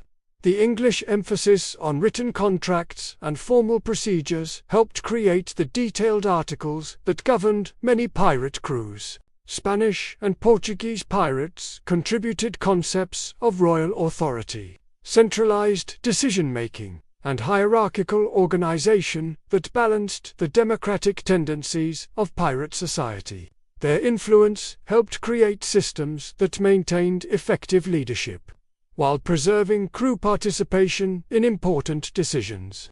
French pirates often brought more egalitarian concepts that emphasized equality and collective ownership. French crews were sometimes noted for having smaller gaps between officers and common sailors in their treasure-sharing systems, reflecting broader French cultural attitudes about social hierarchy. African pirates, many of whom were escaped slaves or free men of color, brought community-based traditions of collective ownership and mutual support that enriched pirate social systems.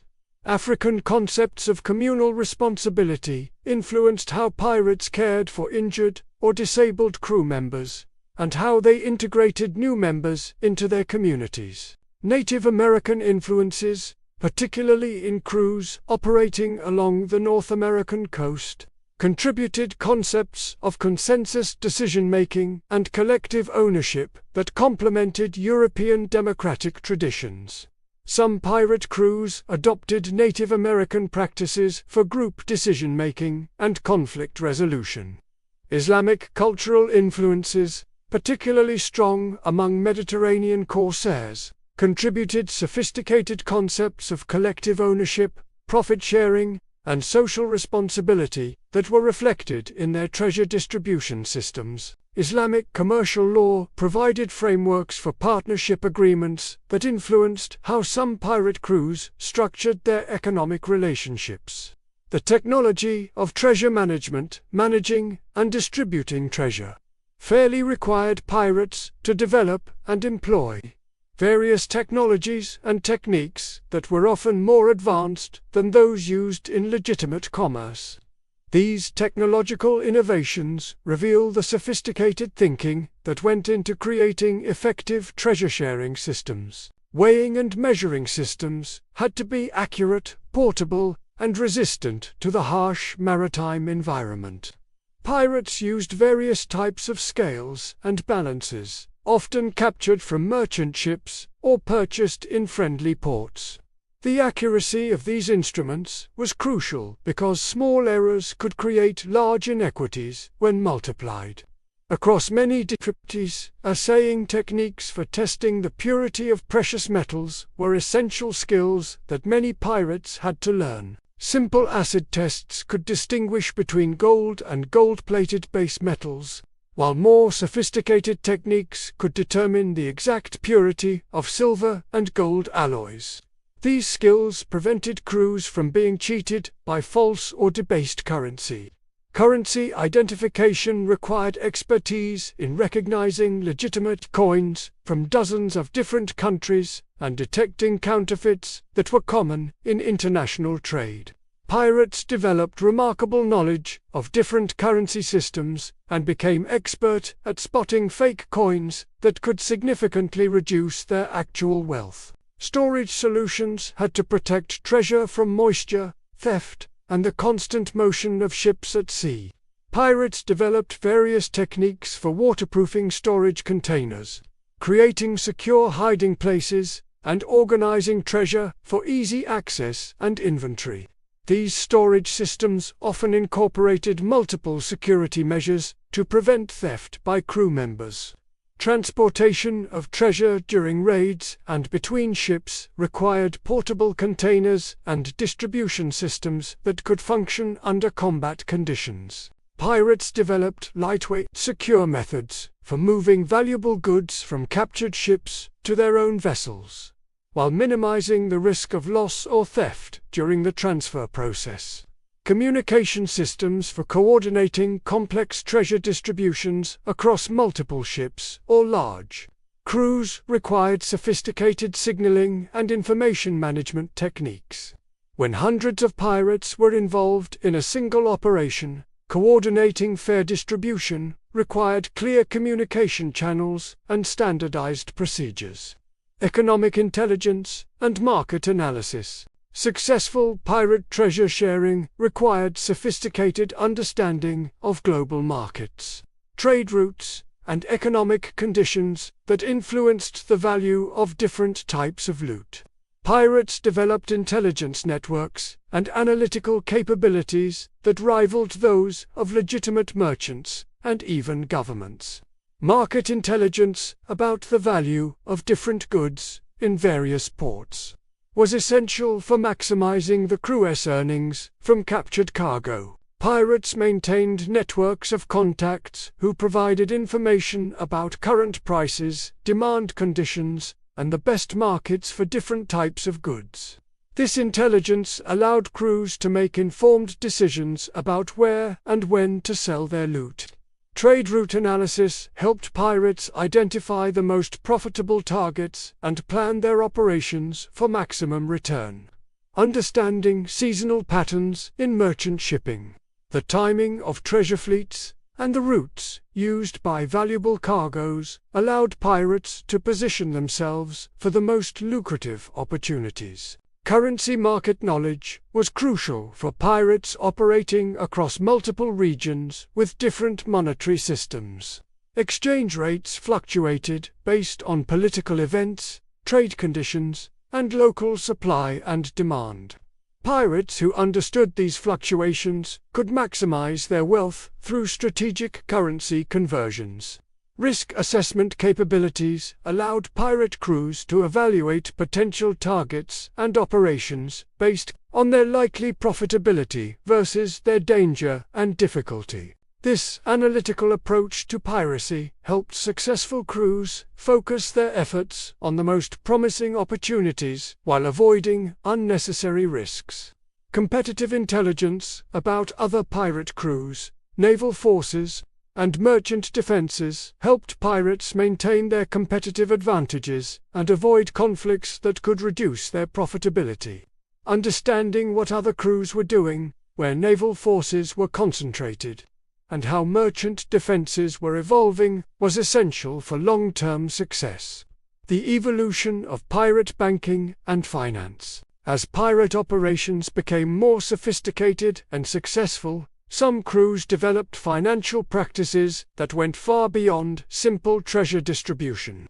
These advanced economic activities reveal how pirate society might have evolved if it had been allowed to develop without constant pressure from naval forces and changing political conditions.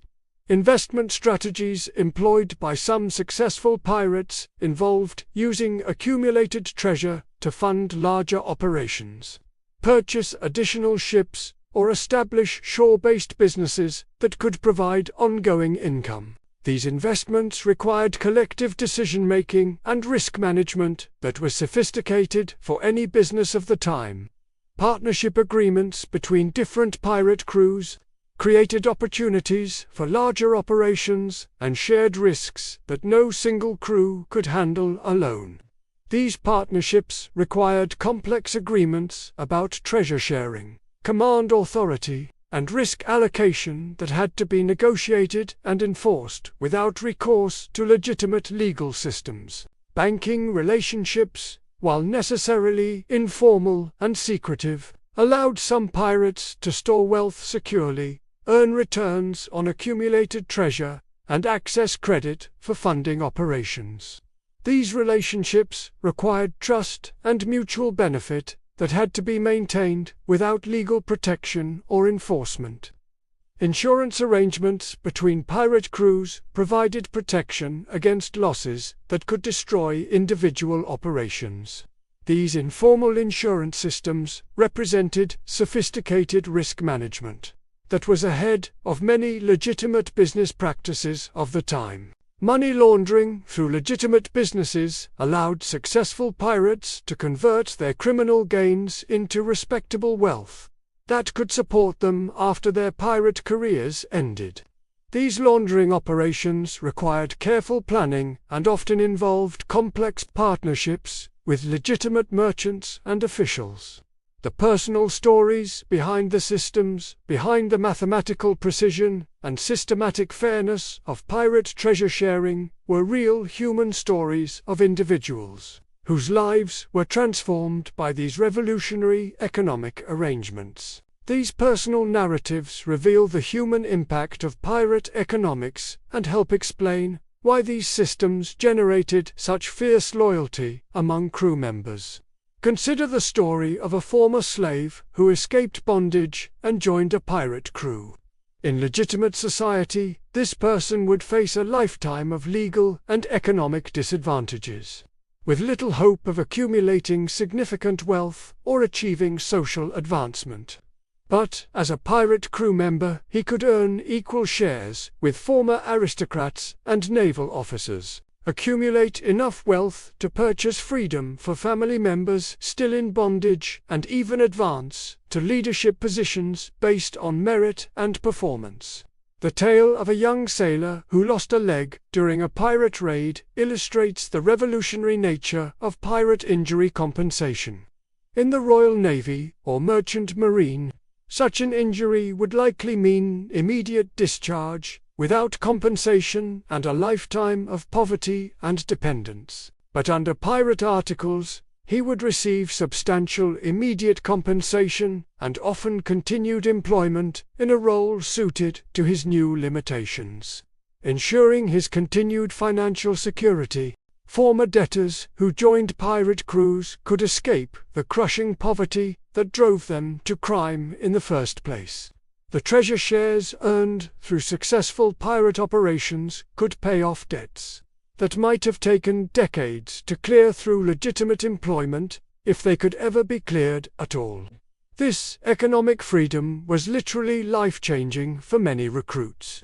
Skilled craftsmen who joined pirate crews often found their abilities valued and rewarded in ways that legitimate employment never offered. A carpenter, surgeon, or navigator might receive officer shares and special bonuses that recognized their essential contributions to crew success. This recognition and compensation attracted talented individuals who might otherwise have remained in lower-paid, legitimate positions. Family men who became pirates were often motivated by the economic opportunities that pirate treasure sharing provided for their dependents. The substantial wealth that could be earned through successful pirate careers offered hope for lifting families out of poverty and providing opportunities for children that wouldn't be available through legitimate employment. The geographic spread of pirate economic innovation, pirate treasure-sharing innovations, spread across the globe through the movement of crew members between different operations and regions. This transfer of knowledge created an international community of practice that continuously refined and improved pirate economic systems. Caribbean innovations in treasure sharing were often carried to other regions by pirates, who moved between different operating areas. The sophisticated systems developed by successful Caribbean crews influenced pirate operations from Madagascar to the North American coast. Cross-pollination between different pirate communities occurred when crews encountered each other in neutral ports or when crew members transferred between different operations. These encounters provided opportunities for sharing best practices and learning from the successes and failures of other treasure-sharing systems. Adaptation to local conditions required pirates to modify their treasure-sharing systems for different economic and cultural environments. Systems that worked well in the Caribbean might need substantial modification for operations in the Indian Ocean or Mediterranean, creating regional variations that reflected local conditions and opportunities.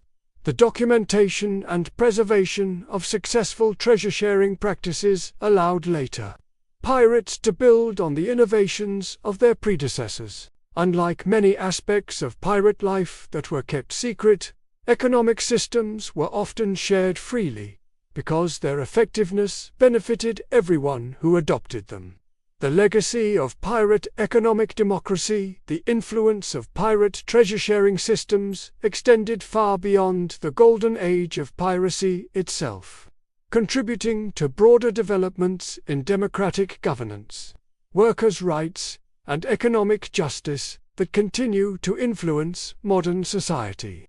Early democratic movements in Europe and America were influenced by reports of pirate democracy and economic equality. Political theorists and reformers pointed to pirate society as proof that democratic governance and economic equality were not just idealistic dreams, but practical realities that could function effectively even under challenging conditions.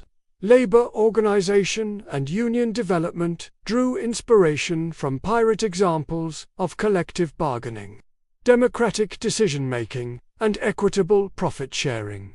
The idea that workers should share in the profits they helped create became a central principle of labor movements that traced their intellectual heritage partly to pirate precedents. Cooperative business models that emerged in the 19th and 20th centuries often incorporated principles that were first successfully implemented by pirate crews. The concept of worker ownership, democratic management, and equitable profit distribution found in modern cooperatives has clear connections to pirate economic innovations. Modern corporate profit sharing and employee ownership programs, while developed in completely different contexts, use principles that pirates pioneered centuries earlier. The idea that employees should share in the success they help create was revolutionary when pirates first implemented it and remains progressive today. Social insurance concepts like disability compensation, unemployment benefits, and workers' compensation have clear precedents in pirate injury compensation systems. The principle that society should support individuals who are disabled in collective service was first successfully implemented by pirate crews. The economic efficiency of pirate systems. From a purely economic perspective, pirate treasure-sharing systems were remarkably efficient at aligning individual incentives with collective goals, minimizing transaction costs, and maximizing the productivity of human resources. Modern economists studying these systems have found principles that remain relevant for contemporary organizational design. Incentive alignment in pirate crews was nearly perfect, because every individual's personal success was directly tied to the group's collective achievements. This eliminated the principal-agent problems that plague many organizations, where managers and workers have conflicting interests. Pirates couldn't succeed individually without contributing to group success, and group success automatically benefited every individual. The elimination of hierarchy-based inefficiencies allowed pirate crews to make decisions quickly and implement them effectively. Without layers of bureaucracy and conflicting authority structures, successful pirate crews could respond rapidly to opportunities and threats. This organizational flexibility was a significant competitive advantage over more rigid naval and merchant marine structures. Risk sharing through collective ownership of both assets and liabilities made pirate crews more resilient than traditional business organizations. Individual pirates couldn't be destroyed by single failures because losses were absorbed by the group, while successes benefited everyone. This risk distribution encouraged the kind of bold action that pirate success required while providing security. That encouraged long-term commitment. Information sharing within pirate crews was incentivized by the collective ownership structure. Crew members had strong reasons to share knowledge, skills, and intelligence, because everyone benefited from improved collective performance. This information sharing created learning organizations that continuously improved their effectiveness. Transaction costs within pirate organizations were minimized by the simple and transparent nature of their distribution systems. Unlike complex corporate structures with multiple layers of management and accounting, pirate systems were straightforward enough that every crew member could understand and verify them. This simplicity reduced both administrative costs and opportunities for manipulation. Human resource optimization in pirate crews was achieved through merit-based advancement and role assignment based on ability rather than social background. This meritocratic approach ensured that the most capable individuals were in positions where they could contribute most effectively, maximizing the crew's overall performance. The international context of pirate economics. To fully understand the revolutionary nature of pirate treasure-sharing systems, we need to examine them within the broader context of 18th-century international economics and the alternatives that were available to working people of the time. Global wealth inequality in the early 18th century was extreme, with a tiny elite controlling vast resources, while the majority of the population lived in poverty with little hope of advancement. Pirate crews offered one of the few opportunities for rapid social and economic mobility that was available to common people. Colonial economic systems were designed to extract wealth from territories and populations for the benefit of distant metropolitan powers and their local representatives. Pirates operating in colonial regions often provided alternative economic opportunities for local populations who were excluded from or exploited by these colonial systems. International trade during this period was dominated by monopolistic companies and government-controlled systems that concentrated profits in the hands of shareholders and officials. Pirate crews offered a democratic alternative that shared profits equitably among all participants. The emerging capitalist system of the early 18th century was creating new forms of economic inequality, and exploitation as traditional feudal protections disappeared without being replaced by effective worker protections. Pirate economic systems provided a preview of more equitable arrangements that would unemerge in legitimate society for centuries. Slavery and indentured servitude were expanding during this period, creating vast populations of people who were excluded entirely from normal economic participation. Pirate crews were among the few institutions that offered escaped slaves and other marginalized people opportunities for economic advancement and personal freedom.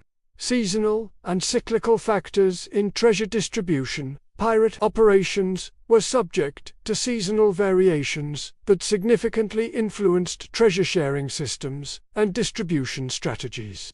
Understanding these cyclical factors reveals the sophisticated planning and financial management that successful pirate crews employed. Hurricane season in the Caribbean forced many pirate crews to suspend operations and seek shelter, creating periods of expense without income that had to be managed through careful financial planning.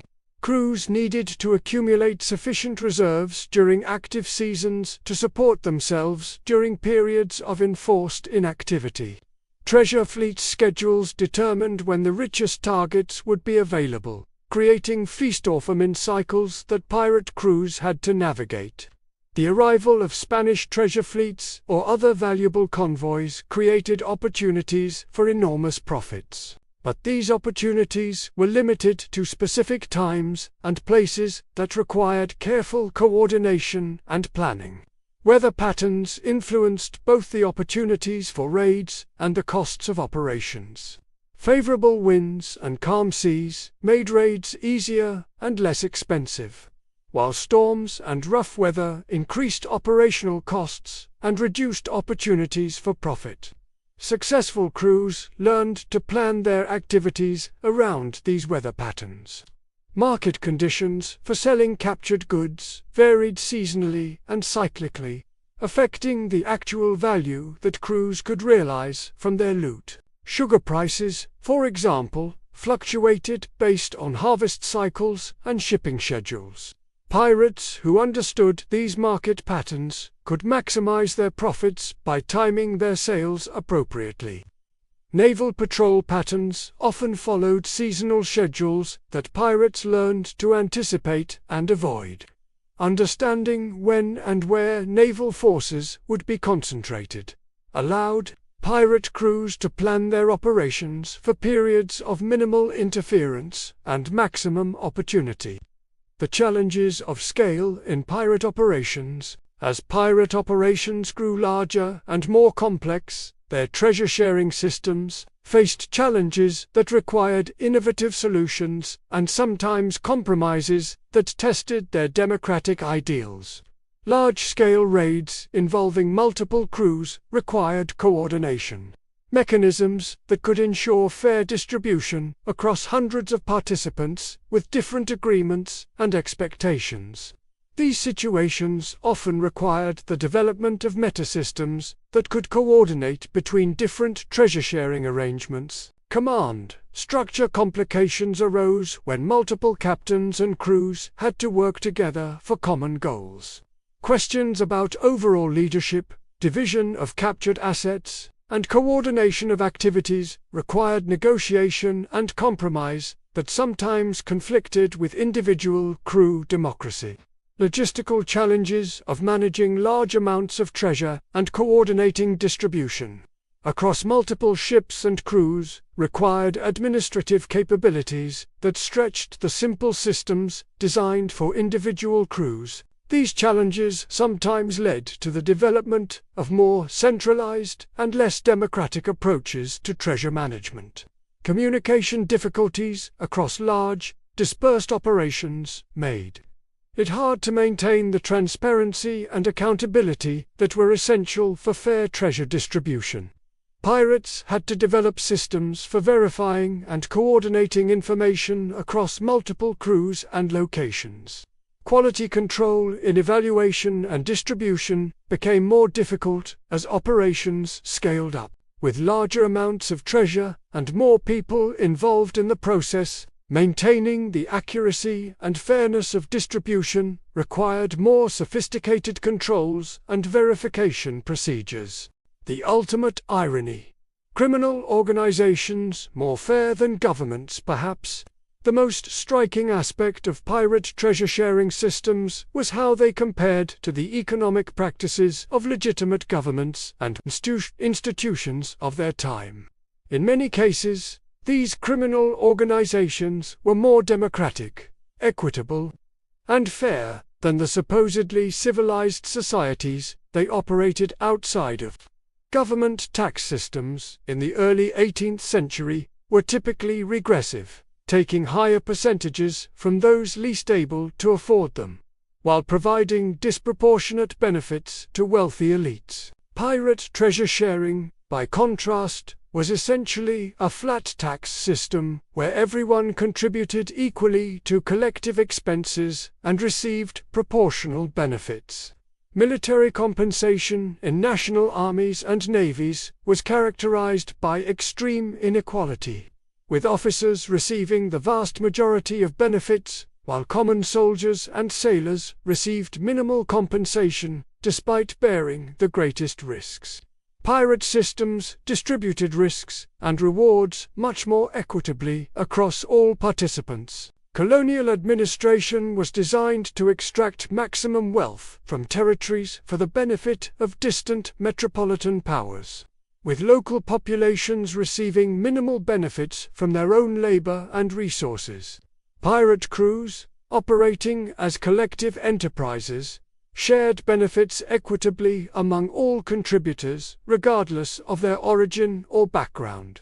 Corporate structures of the early 18th century concentrated ownership and decision-making power in the hands of shareholders while providing minimal compensation and no voice to workers. Pirate crews operated more like worker cooperatives, with every member having both ownership stakes and decision-making power. Legal systems available to most people of the time were expensive, slow, and biased toward wealthy and powerful interests. Pirate dispute resolution systems, while informal, were typically faster, more accessible, and more egalitarian than legitimate legal alternatives. The practical challenges of implementation. Despite their theoretical fairness and innovative design, pirate treasure-sharing systems faced constant practical challenges that required ongoing adaptation and refinement. These challenges reveal both the strengths and limitations of democratic economic systems operating under extreme conditions.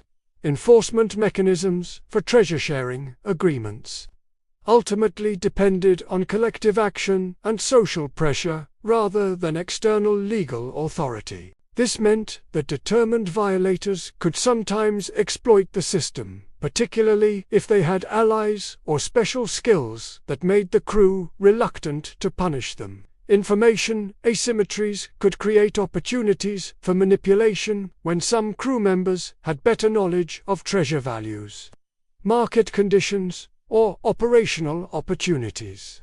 Preventing these informational advantages from translating into unfair economic benefits required constant vigilance and transparency. Time pressure during raids and operations sometimes forced crews to make quick decisions about treasure distribution without the careful evaluation and democratic consultation that their systems normally required. These emergency situations tested the flexibility and robustness of treasure-sharing arrangements. External pressures from naval forces, hostile local authorities, and competing pirate crews could force rapid changes in operations that disrupted normal treasure-sharing procedures. Crews had to maintain their economic systems while adapting to constantly changing tactical and strategic situations. Resource limitations, particularly access to accurate valuation expertise and secure storage facilities, sometimes forced compromises in treasure-sharing systems that reduced their fairness or effectiveness. Pirates had to balance ideal procedures against practical constraints that were often beyond their control. The end of an era. Why pirate economics disappeared. The decline of piracy in the mid-18th century wasn't just about improved naval enforcement or changing political conditions, it was also about the evolution of legitimate economic systems that gradually reduced the comparative advantages of pirate alternatives. Improved conditions in naval service, including more regular pay and better treatment of common sailors, reduced the economic incentives for joining pirate crews. As legitimate maritime employment became less exploitative, the revolutionary appeal of pirate economics diminished. The development of more sophisticated anti-piracy measures made pirate operations increasingly dangerous and expensive, reducing the profitability that made their treasure-sharing systems possible. As the risks increased and the rewards decreased, even fair distribution systems couldn't maintain crew loyalty and recruitment. Colonial economic development created more opportunities for legitimate employment and advancement in regions that had previously offered few alternatives to piracy. As colonial societies matured and developed more diverse economies, the extreme inequality that drove recruitment to piracy began to moderate. International legal cooperation against piracy made it increasingly difficult for pirates to find safe harbors and markets for their loot. Without friendly ports and reliable buyers, even the fairest treasure-sharing systems couldn't function effectively. Lessons for modern organizations. The treasure-sharing systems developed by 18th-century pirates offer valuable lessons for modern organizations seeking to improve employee engagement, reduce inequality, and create more effective team structures. Profit-sharing arrangements that give all employees meaningful stakes in organizational success can create the same alignment of interests that made pirate crews so effective. Modern companies that have implemented broad-based profit-sharing often see improvements in productivity, loyalty, and innovation that mirror the advantages pirate crews gained from their systems. Democratic decision-making processes, particularly for decisions that affect employee welfare and compensation, can increase buy-in and reduce conflicts in modern organizations. While full democracy might not be practical in all business contexts, incorporating employee voices in important decisions can provide many of the benefits that pirate crews achieved. Transparency in compensation and decision-making reduces suspicion and conflict while building trust and cooperation. Modern organizations that provide clear information about how compensation is determined and how business decisions are made often achieve the same high levels of trust and cooperation that characterized successful pirate crews. Merit-based advancement systems that provide opportunities for rapid promotion, based on performance rather than credentials or connections, can attract and retain high-quality talent. The meritocratic aspects of pirate society were among its most appealing features for recruits, and remain attractive to talented individuals today. Comprehensive benefits packages that provide security and support for employees facing difficulties can create the same loyalty and commitment that pirate injury compensation generated. Modern disability insurance, healthcare benefits, and other support systems serve similar functions to the social safety nets that pirate crews created. The enduring questions about economic fairness. The story of pirate treasure sharing raises fundamental questions about economic fairness, democratic governance, and social organization that remain relevant today. These questions challenge us to think critically about our own economic systems and consider alternatives that might better serve human needs and values. What constitutes fair distribution of collective wealth remains one of the central questions of economic organization. Pirates answered this question by creating systems where contribution and reward were closely linked.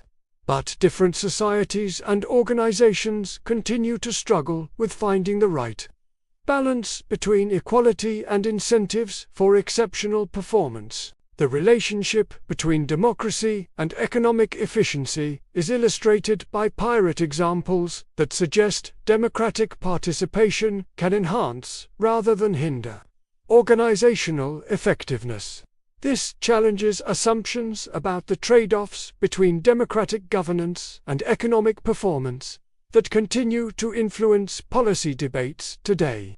The role of leadership in egalitarian systems is revealed through pirate examples that maintained effective leadership, while preserving democratic participation and economic equality. These examples provide models for modern organizations seeking to combine strong leadership with employee empowerment and participation. The sustainability of alternative economic systems is illustrated by both the successes and ultimate failure of pirate economic arrangements. Understanding why these systems worked while they did and why they eventually disappeared provides insights into the conditions necessary for maintaining alternative economic arrangements. Conclusion: the revolutionary legacy of pirate economics. As we reach the end of our exploration into the surprising world of pirate treasure sharing, it's clear that these supposedly lawless criminals developed economic systems that were more fair, democratic, and efficient than most legitimate institutions of their time.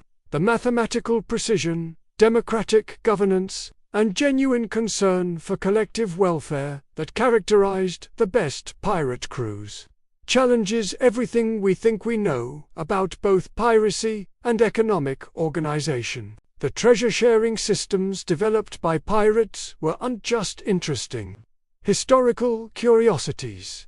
They were working demonstrations of alternative economic arrangements that provided greater equality, democracy, and security than anything available in legitimate society.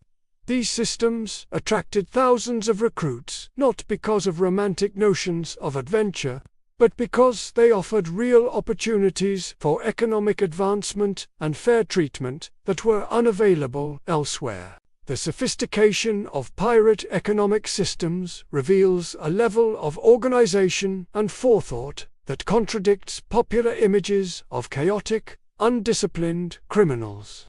The careful attention to fairness, the complex accounting systems, the democratic decision-making processes, and the comprehensive social safety nets created by pirate crews demonstrate remarkable organizational innovation under extreme pressure. The human stories behind these systems: former slaves who achieved economic equality, injured sailors who received comprehensive support, and common workers who gained democratic voice in their working conditions, remind us that these weren't just abstract economic arrangements but life-changing opportunities for people who had few alternatives. The influence of pirate economic innovations on subsequent developments in democracy, workers' rights, and social organization suggests that these criminal enterprises contributed more to human progress than many legitimate institutions of their time. The principles they pioneered, merit-based advancement, democratic participation, equitable profit-sharing, and comprehensive social support, remain progressive ideals today. Perhaps most importantly, the story of pirate treasure sharing demonstrates that alternative economic arrangements are not only possible but can be more effective than conventional systems under the right conditions. The challenge for modern society is to identify the conditions that allow such innovations to emerge and thrive within legitimate frameworks. So, the next time you watch a pirate movie and see the crew fighting over treasure, remember the reality. These were among the most sophisticated, fair, and democratic economic systems of their age. The real pirates weren't just stealing treasure. They were pioneering economic innovations that were centuries ahead of their time. In a world where economic inequality continues to be one of our greatest challenges, perhaps it's time to seriously study what these supposedly lawless criminals got right about sharing wealth fairly. The question remains: if pirates could create such fair and effective systems for sharing treasure, what does that say about our own economic arrangements? What can we learn from these maritime democracies about creating more equitable systems for distributing the wealth that we create collectively? The answers to these questions might be more relevant today than ever before. As we continue to struggle with the same fundamental questions about fairness, democracy, and economic justice that pirates answered so innovatively centuries ago, their legacy isn't just in the stories we tell or the movies we watch. It's in the ongoing human quest for economic systems that reward contribution, protect the vulnerable, and ensure that everyone who participates in collective success shares in collective prosperity. The pirates may be gone, but their revolutionary ideas about economic fairness continue to challenge and inspire us today.